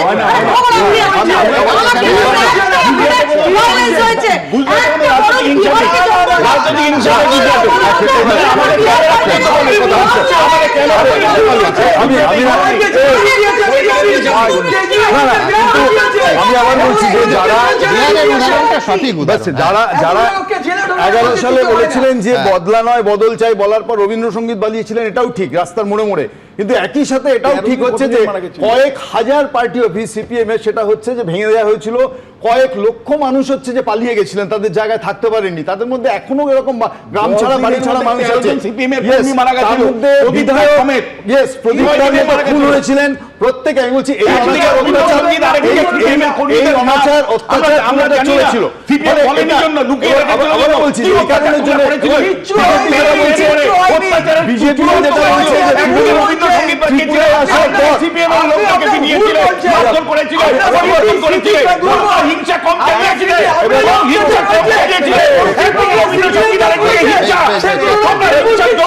আমি তো বলতে শুরু করলে আপনারা বললে মুশকিল। আবার বলছি যে যেখানে মুখ্যমন্ত্রী বললেন, ওনাকে সম্মান রেখে বলছি, কোন এক সম্প্রদায় যদি জোট বাঁধে, মুসলমানরা বলেছে, তাহলে আপনি মুসলমানের প্রতিনিধি হয়ে এই কথাটা কেন বলছেন যে আমরা জোট বেঁধে হিন্দু ভাই বোনদের সঙ্গে অত্যাচার করব? কেন এটা উনি বলতে পারলেন? কিভাবে বলতে পারলেন? তারে প্ররোচনা কি মাননীয় মুখ্যমন্ত্রী দিচ্ছেন না? একটু থিওরি বলতে হবে। মানে পলিটিক্যাল লুম্পেনাইজেশন নিয়ে আলোচনা হচ্ছে। সাধারণভাবে পলিটিক্যাল লুম্পেনাইজেশন কোন জায়গা থেকে আসে? আমরা বলি যাদের শিক্ষা কম, যারা নিম্নবিত্ত, এই জায়গা থেকে। আদতে পশ্চিমবঙ্গের ইন্টেলিজেন্সিয়া, সমস্ত যারা বুদ্ধিজীবী লোক, তারা এনজয় করেন, তারা আজকে তাকিয়ে আছেন যে কবে আরাগুল বাবু জগ ছুড়বেন, এটার জন্য সবাই হাঁ করে বসে আছে। পশ্চিমবঙ্গের প্রচুর মানুষ এই মারপিটের খবর, এই মারপিট দেখে সন্ধ্যেবেলা তা চায়ের সঙ্গে বিস্কুটের বদলে এই মারপিট চুবিয়ে খান। সুতরাং এর দায়িত্ব পশ্চিমবঙ্গের শিক্ষিত মানুষদের। আমাদের রাজ্যে এই ঘটনা, অর্থাৎ পুলিশকে বোম মারতে বলুন, এই কথা যারা বলেন তারা রয়্যাল বেঙ্গল টাইগারের মর্যাদা। আমি বলছি যে এইটা আশঙ্কার, যে দেখবেন সব থেকে হিংস্র কথাটায় সব থেকে বেশি হাততালি পড়ে, সুতরাং দায় সমাজেরও রয়েছে। কিন্তু এইখান থেকে এই হিংসা এই আগামী ভোটে বন্ধ করার দায়িত্ব কার? অবশ্যই কেন্দ্রীয় বাহিনীর। আজকে সেই কেন্দ্রীয় বাহিনীর 7 জন জওয়ানের বিরুদ্ধে কড়া পদক্ষেপ নিল নির্বাচন কমিশন। তারা ইফতার পার্টিতে যোগ দিয়েছিলেন, তাদের শটান অন্য রাজ্যে পাঠিয়ে দেওয়া হলো। কোথায় বিধিভঙ্গ হলো দেখুন। রুট মার্চ, ভারী বুটের শব্দ, এরিয়া ডমিনেশন। ভোট ঘোষণার আগে নজিরবিহীনভাবে রাজ্যে এসে পৌঁছেছে কেন্দ্রীয় বাহিনী। ভোটারদের মনের জোর বাড়াতে এলাকায় টহল দিচ্ছেন জওয়ানরা। পুলিশ প্রশাসন কিভাবে কাজ করবে, কেন্দ্রীয় বাহিনী কিভাবে কাজ করবে, তা নিয়ে গাইডলাইন ঠিক করে দিয়েছে নির্বাচন কমিশন। এরই মধ্যে ইফতার পার্টিতে যোগ দেওয়ার অভিযোগে মুর্শিদাবাদে মোতায়েন 7 কেন্দ্রীয় বাহিনীর জওয়ানের বিরুদ্ধে কড়া পদক্ষেপ নিল নির্বাচন কমিশন।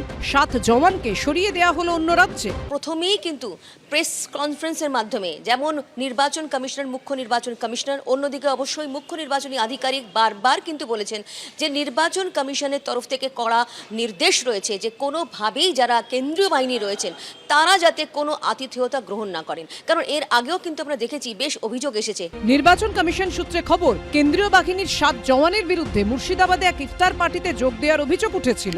অভিযোগ পাওয়ার পরই ব্যবস্থা নেয় নির্বাচন কমিশন। 7 জনের মধ্যে 3 জওয়ানকে 7 দিন প্যারামিলিটারি কাস্টাডিতে রাখা হয়। 2 জনকে সতর্ক করে কমিশন। বাকি 2 জনের বিরুদ্ধে নির্বাচন কমিশন তদন্ত শুরু করে। এবার কেন্দ্রীয় বাহিনীর 7 জওয়ানকেই অন্য রাজ্যে সরিয়ে দিল নির্বাচন কমিশন। তৃণমূলের কাছ থেকে কোনো আপ্যায়ন গ্রহণ করা যাবে না। ইলেকশন কমিশন একদম একদম সুন্দর কাজ করছে, নাইস। স্থানীয় সূত্রে খবর, ঘটনাটা এবছরের 28শে ফেব্রুয়ারি মুর্শিদাবাদের শামশেরগঞ্জের নিমতিতা গ্রাম পঞ্চায়েত এলাকার। স্থানীয় সূত্রে জানা যাচ্ছে, বিএসএফ ক্যাম্পের অদূরে একটি চায়ের দোকানের পাশে ইফতারের খাবার খাচ্ছিলেন কেন্দ্রীয় বাহিনীর জওয়ানরা। সেই সময় তাদের সঙ্গে যোগ দেন স্থানীয় পঞ্চায়েত প্রধান আলিয়ারা বিবির স্বামী তৃণমূল নেতা সামিরুল শেখ, ছিলেন তৃণমূলের বেশ কয়েকজন পঞ্চায়েত সদস্য। ঘটনাস্থলেই ছিলেন ওই পঞ্চায়েতেরই বিজেপি সদস্য তুলাপতি হালদারের স্বামী অশান্ত হালদার। জনা 25 জন সেখানে সেদিনকে ইফতার করেছিলেন এবং তার মধ্যে এই অভিযুক্ত 7 জওয়ান ছিলেন এবং সেই ছবি সোশ্যাল মিডিয়ায় বিভিন্ন জন, অশান্তবাবু তিনিও ছেড়েছিলেন, অন্যান্যরাও ছেড়েছিলেন। তারপরেই কিন্তু কমিশন শাস্তিমূলক ব্যবস্থা তাদের বিরুদ্ধে নেয়। বিএসএফ আর পুলিশ একসাথে যেটা রুট মার্চ করতে আসছিল, তখন রুট মার্চ করে ওখানে চায়ের দোকানে ওরা বসলো, চা খেতে খেতে আমাদের বললো একটু আমাদের সঙ্গে আসুন। দপ্তরের ব্যাপারে ওটা আমিও টিফিনটা করেছিলাম। পঞ্চায়েতের মেম্বার ছিল 7-8 জন ছিল। এর আগে 2015 পুরো ভোটের সময় হাজারদুয়ারি ঘুরতে দেখা গিয়েছিল কেন্দ্রীয় বাহিনীর জওয়ানদের, জানিয়ে প্রশ্ন উঠেছিল। রুমা পাল, রাজীব চৌধুরী ও সৌভিক মজুমদারের রিপোর্ট, এবিপি আনন্দ। বান্নাদে গিয়েছিলেন, খাইবার পাস গিয়ে রোম সাইপ্রাস গিয়ে শিখেছি দারুণ এই রান্না। কিন্তু রান্না যেখান থেকেই শেখা হোক না কেন, জ্বালানি ছাড়া বুঝলেন সব রাঁধুনি অসহায়। রান্নার গ্যাস নিয়ে নানা শঙ্কার মধ্যেই ঘরোয়া গ্যাসে বুকিংয়ের সময়সীমা 25 দিন করল কেন্দ্র। এখন এই জ্বালানি সংকট যে ভোটের বাজারে রাজনীতির হাতিয়ার হবে না, তা আবার হয় নাকি? যথারীতি মানুষের দুর্ভোগের জন্য কেন্দ্রকে দায়ী করে তৃণমূল, আর পাল্টা তৃণমূলের বিরুদ্ধে আতঙ্ক ছড়ানোর অভিযোগ আনে বিজেপি। এসব তরজা নিয়েই অ্যানিমেশনের রসিকতা করেছি বলে আবার গ্যাস দেবেন না, থুরি কেস দেবেন না প্লিজ। দেখুন, কেস দেবেন না প্লিজ।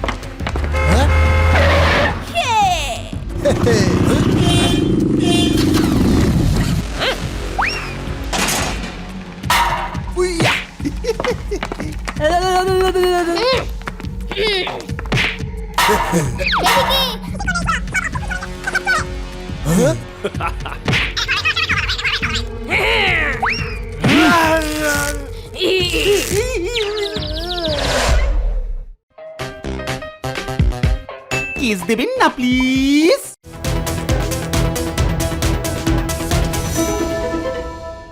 এবিপি আনন্দ, এগিয়ে থাকে, এগিয়ে রাখে।